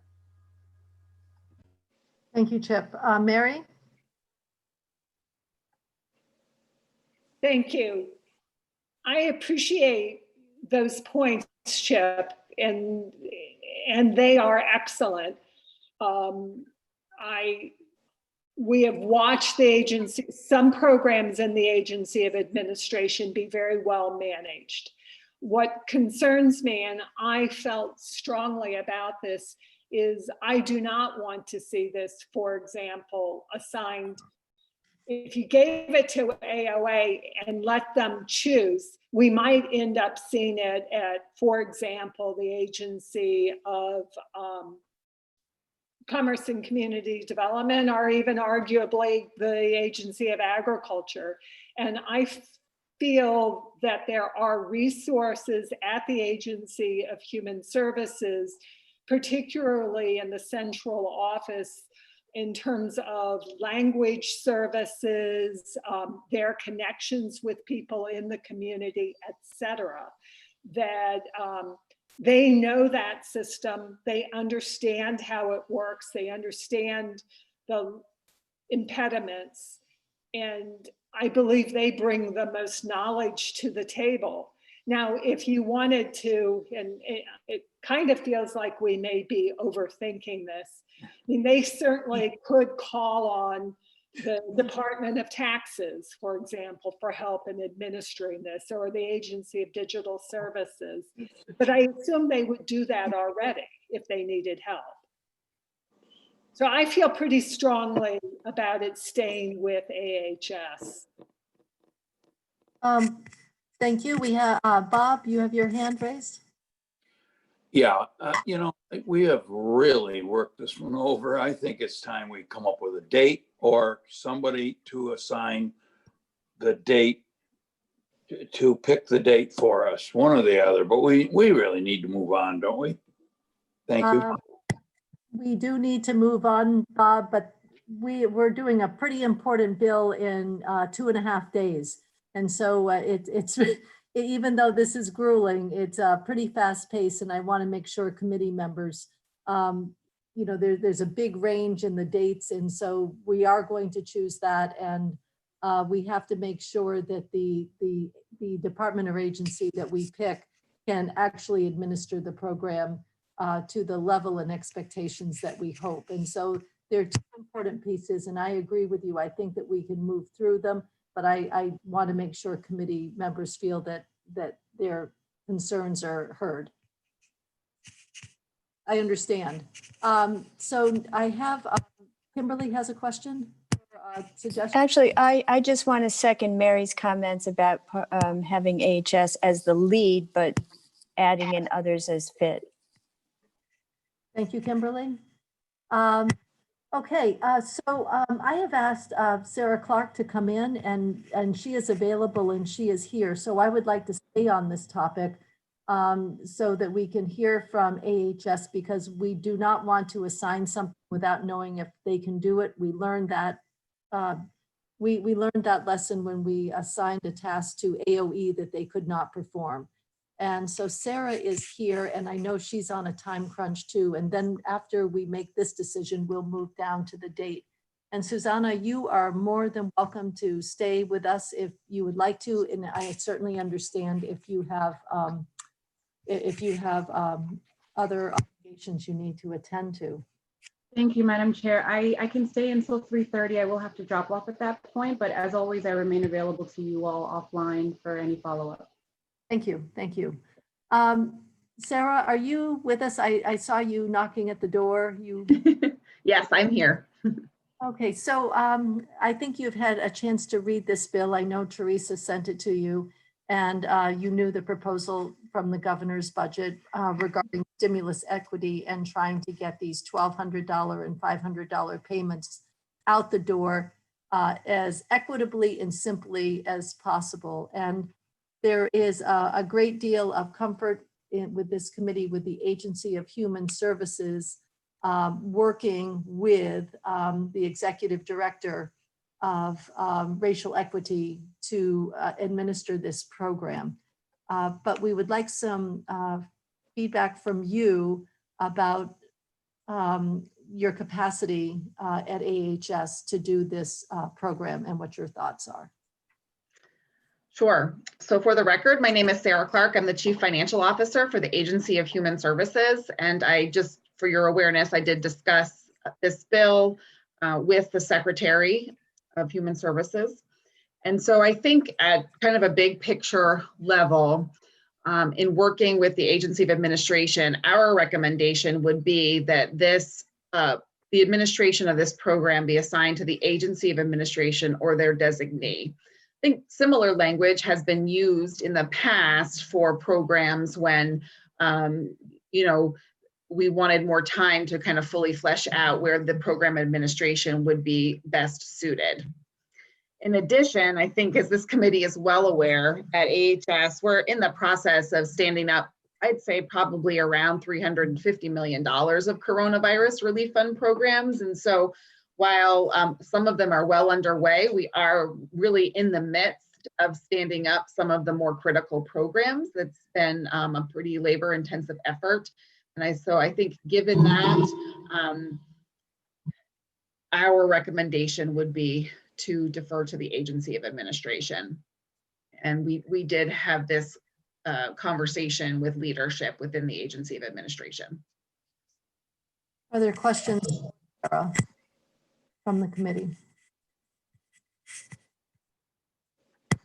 Sarah, some points were brought up with the population that we're hoping to serve and to provide some relief to, that there may also be some services and help and opportunities within AHS. And so, you know, it was looked at as a natural connection or dovetailing effort to provide greater help. And how would we go about that, you know, understanding what you had just said? It seems like an opportunity with a population who isn't very trusting of state government. It's an opportunity to start to develop that relationship and make sure, you know, children and families, you know, are cared for and can find relief when relief is needed and aren't afraid to ask. Do you have any thoughts on that? Sure. And so I think, you know, once the Agency of Administration has made a determination about where the program should live, you know, kind of regardless of where that may be, I think the Agency of Human Services would always be available for technical assistance and our expertise in this area, and be willing to work with Susanna Davis and, you know, the relevant folks to provide that expertise. Chip, you have a question? I do. I have two, and I'll ask them of Sarah, and she may or may not be able to answer them. The first is whether or not it gets assigned to AHS. If it did, I'm wondering if you have a sense for how long you think it would take to stand up a program like this, in you know, from the point of the legislation being passed to the point that you're ready to accept applications. And I'm asking you that just to try to get a general sense, if you think it's applicable for wherever it ends up, what's the timeline we should be thinking about in terms of standing a program like this up? And I think there's a lot of variables depending on how the program is stood up, but going off of our experience over the last couple of months with standing up similar but different programs, I would expect we would need anywhere between 2 to 4 weeks to stand up an application process for individuals to be able to come and request this assistance. And that's a real high level estimate, just kind of based on what we've done for other programs. That's actually encouraging to hear. I mean, what I've been hearing is at least 4 weeks, but that's great. Yeah, and I would say, you know, for us, and you guys have probably heard some testimony on it, a lot of the programs, or several of the programs that the state has stood up, involve Salesforce as the application portal, including at AHS. Our hazard pay program and the healthcare stabilization program are both using Salesforce, which has been, I think, an effective tool, but it does take more time on the front end. And I think the idea is that you reap the benefits on the back end of an application process like that, but it takes more time, and it's also dependent upon resources that are not underneath the control of AHS. And so would that be more than the 4 weeks you just talked about? I think it would, at a minimum, probably take 4 weeks to get the application process stood up. So to be clear, that doesn't mean grant awards issued. It means the Oh, no. process is stood up and people could come in and request assistance. And that is a high level estimate of time. I have no kind of expertise or knowledge of this particular program yet. Just Thank real you. high That's what level. I'm just trying to get is a general sense. The other question, and this,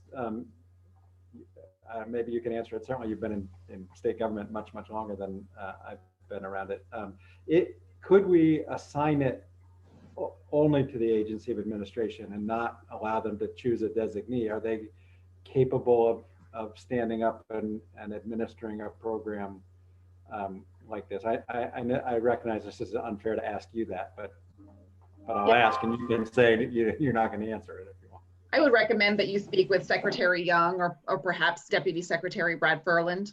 Yeah, okay, thank you. Mary? Thank you, Chip. Mary? Thank you.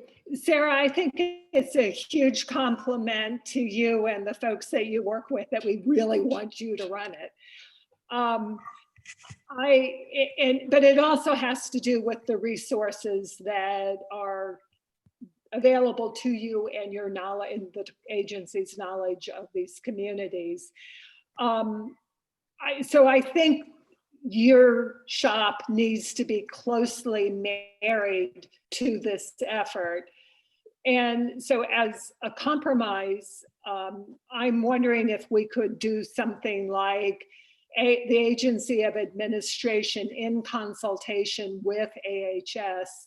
My thought being that expresses our interest in that relationship and that it not be assigned to, somewhere else within state government. Do you think that could work? Yes, I would want to, confer with my colleagues in the Agency of Administration, but I think that would capture kind of what I indicated in terms of technical expertise that AHS could provide if needed. Yeah, thank you. And again, I'm hoping that it also captures that it is either the Agency of Administration or you, and not one of the other, four state agencies that we are thinking would become responsible for this. Not natural resources? That was a joke. Yeah, there you go. I think transportation. There you go. Marty? Marty? Yes, my question, Sarah, is as we were developing this bill, we obviously are wondering about the cost to administer it. We threw in a number, or we were suggested a number of $50,000. This is a program that would be approximately, in my view, 4 to 5 months between the setup time and the application time and the processing time. So do you believe that $50,000 is a reasonable amount that would either go to an agency if they are to do the whole work, or if they would parcel out part of it to another group that might be better suited in as far as the outreach is concerned? Truthfully, I think I would want to understand more about the I can't say the word, the complexities of administering this program to understand if that was a fair amount or not. I didn't really answer your question, but I feel like I wouldn't want to say yes and not have that be sufficient.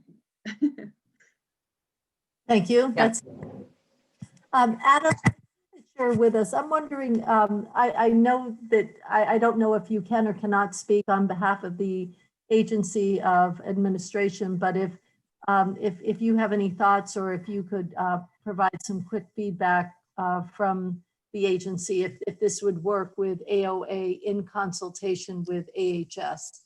Are you listening, Adam? Are you with us? I am here. Oh, perfect. I am here. Yeah. I think what Sarah said, I think it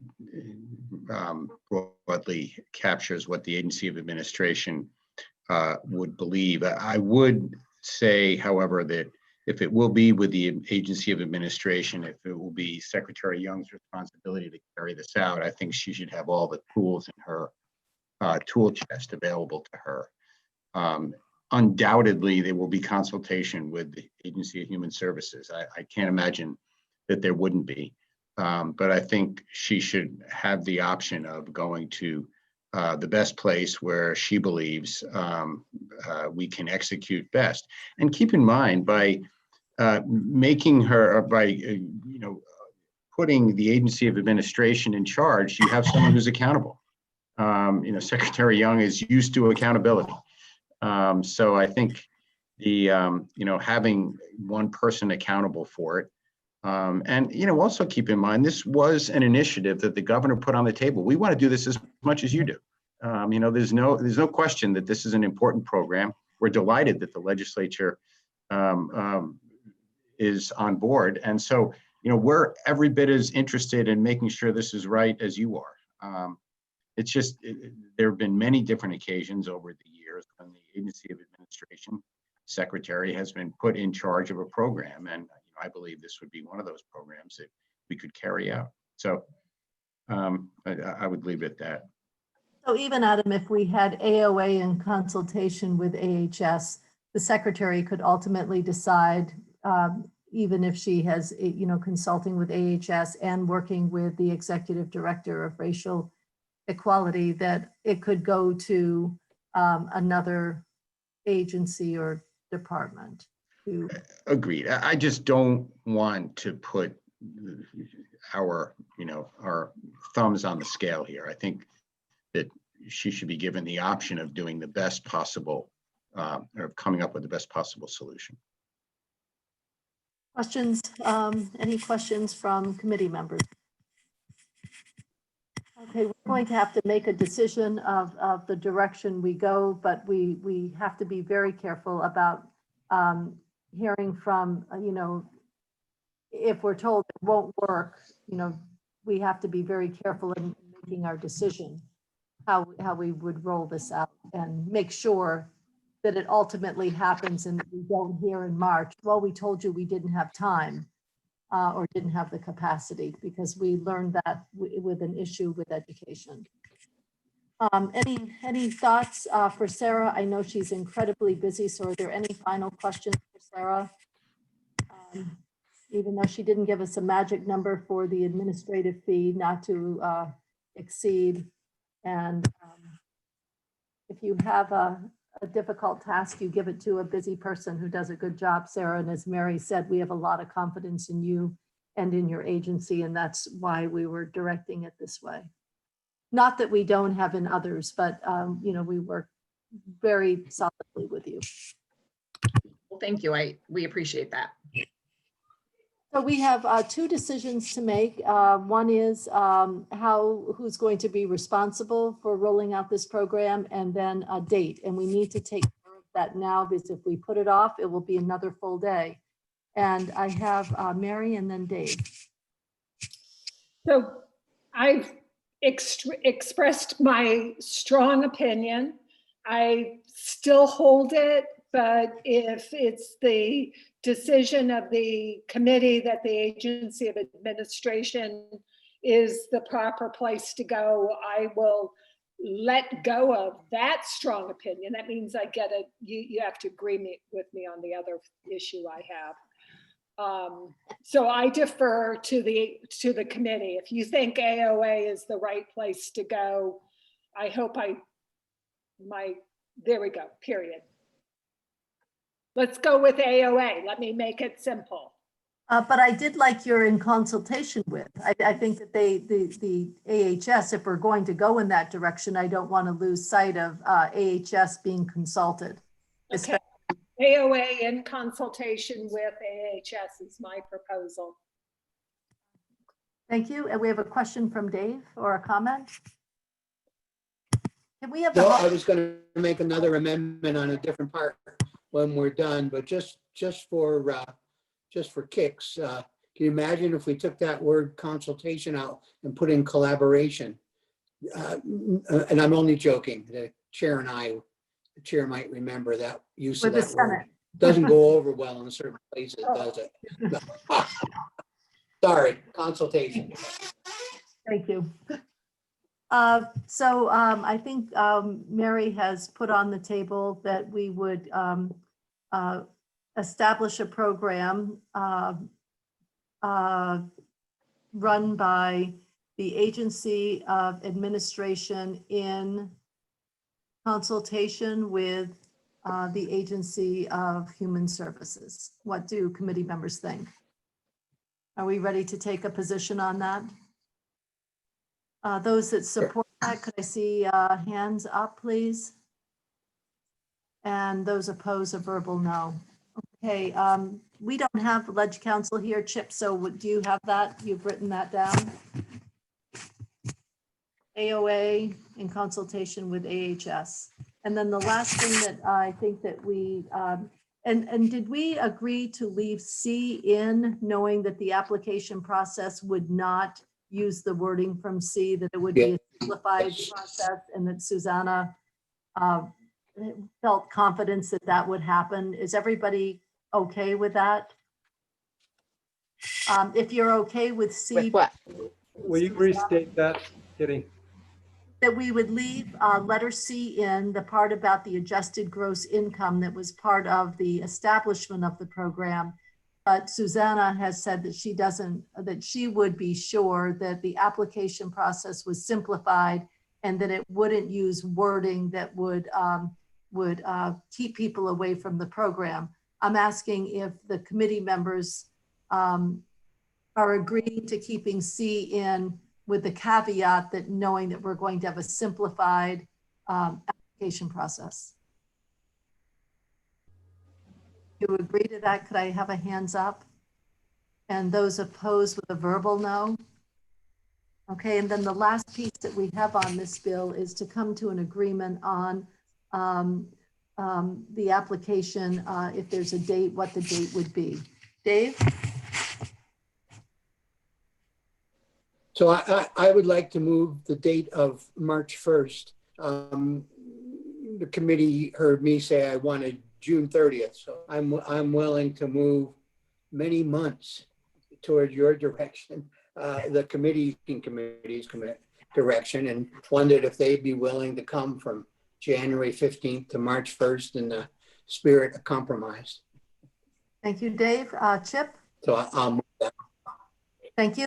So we have on the table the date of March 1st. Chip has either a thought or a question. No, I'll agree that, given the conversation that we had, moving it out some, I'm glad that Dave is willing to sort of think about not quite to the end of the fiscal year. I think there are reasons that it makes sense to not quite go that far, but March makes perfect sense to me, and I'm happy with that. Thank you, Chip. Any other questions or thoughts from committee members? Okay, we have a proposal on the table to have the application deadline as of March 1st. If you agree, please raise your hand. And those opposed with a no. Okay, we've taken care of that. And the last piece we have that I just got a reminder on is the administrative costs. And sometimes we have done a percentage, which we could look at a percentage of the 5 million. I think when we did the loggers or one of the ag ones, Chip, it was not to exceed, was it 7%? That's a lot. That's a lot. I know that would be a lot. I Of just ran some number, like on the two, what were they thinking? That's like one, it's. Yeah, that's. Yeah. Yeah, so, and there was a reason I decided not to ask Sarah that. I can't remember what it was, but I mean, I think maybe the outreach. Yeah, so I mean, I think we need to know from whoever is going to run this whether there's an amount that's absolutely necessary. I don't, I think they're as interested in getting as much money out the door as possible. So so I just don't know how to make a judgment other than to say, I asked Maria if there was some sort of average, sort of standard administrative cost that hopefully is based on average cost. We might hear from her later, but outside of that, I'm not sure how to make a judgment about it. I don't know what it costs. The best outreach is social media, which is mostly free. I mean, almost everyone has a cell phone. And, television ads with people, with different language constraints, ads and paper. I mean, I know that there are other outreach methods that are very effective, but the ones that I grew up with are not the effective ones anymore. Would Nolan have any idea? He's on here. I don't know. Nolan, your hand is up? Yeah, sure. For the record, Nolan Langwell. I mean, my first place I go to in my head is we used to give $500,000 for Catamount Health, but that included they would buy water bottles and all this other stuff. So that just shows me that that's way, way too much. No, I'm working my way down. I see Ellie's head shaking. I was going to recommend based on that, my point is that shows you don't need that much. My point is where I was going with that. I might recommend you just say they may use as much as up to $100,000 and they might not use it all. And it's going to come out of the 5 million. I would guess between 50 and 100. Yeah. Flexibility for the outreach, because that's really where the money is going to be spent. It's mostly for the outreach and probably having to use some of the time from the private entities that they have to contract with. But that would be my recommendation, just off of what little information. Thank you, Nolan. Marty? I would say that we leave it at what we had suggested earlier at $50,000, knowing this is in-house, it's the Agency of Administration, and yes, they can contract out for special outreach services if they need to, but they can come back to us at budget adjustment and say, we've done the best we can in terms of developing this program, and we had to go to 75 instead of 50 or something along those lines. I think we're wiser to leave it at 50 and let the Agency of Administration do the best they can. And we know they'll come back if they can't quite do it for that amount of money. Thank you, Marty. And I have Diane and Chip and Peter who says we need a break, and we'll have a break as soon as we come up with this number.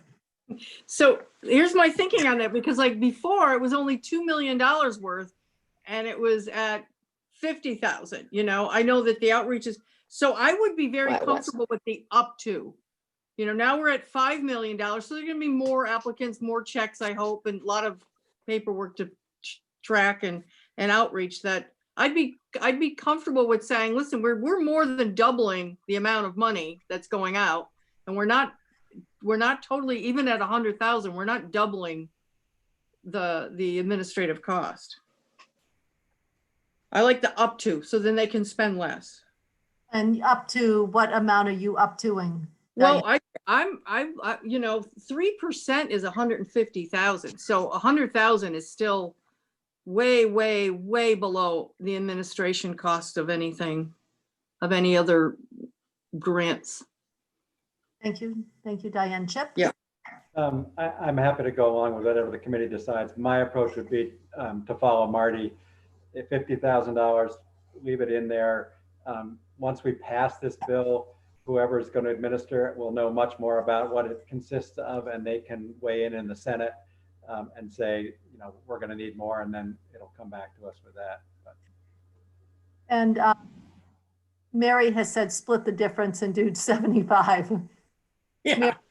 Mary, you're muted, so we can't hear you. Now I'm saying I let the Senate figure it out if they want to take more out. Let that. Yeah. Okay, so you take off your 75 and you're back at 50. So I'm going to, okay. We have two amounts. We have 50 or 75. Those that would, 50 or up to 100. Those of you who would like 50, raise your hand and keep them up because there's a delay here. Okay, and those of you that would choose up to 100. I think I'm the only one. No, there's two. Okay, so we're going to leave it at 50 and have more work done on this, and an adjustment can be made in the Senate. Chip, if you would get these changes to Mike O'Grady, I think we could have a bill before this committee for the end of the day while everything is fresh to vote on. And, let's take a 15-minute break. Come back at 4:05. We will see if Mike can have a bill for us for 4:30. I know that's really pushing it, or maybe Becky Wasserman. And if anyone has anything from their committee, we'll take this last 20 minutes to address some final pieces in the budget. Just let me be clear about the changes. So I have the AOA in consultation with AHS. What was- Yep. Was there another? Yeah, the deadline, the March application, Oh, March. yes, right, yeah. Was that March 1st? And then we have to, March 1st, and we have to renumber because there were 2 3s, so make sure you renumber. And then on Becky page was gonna take care of that.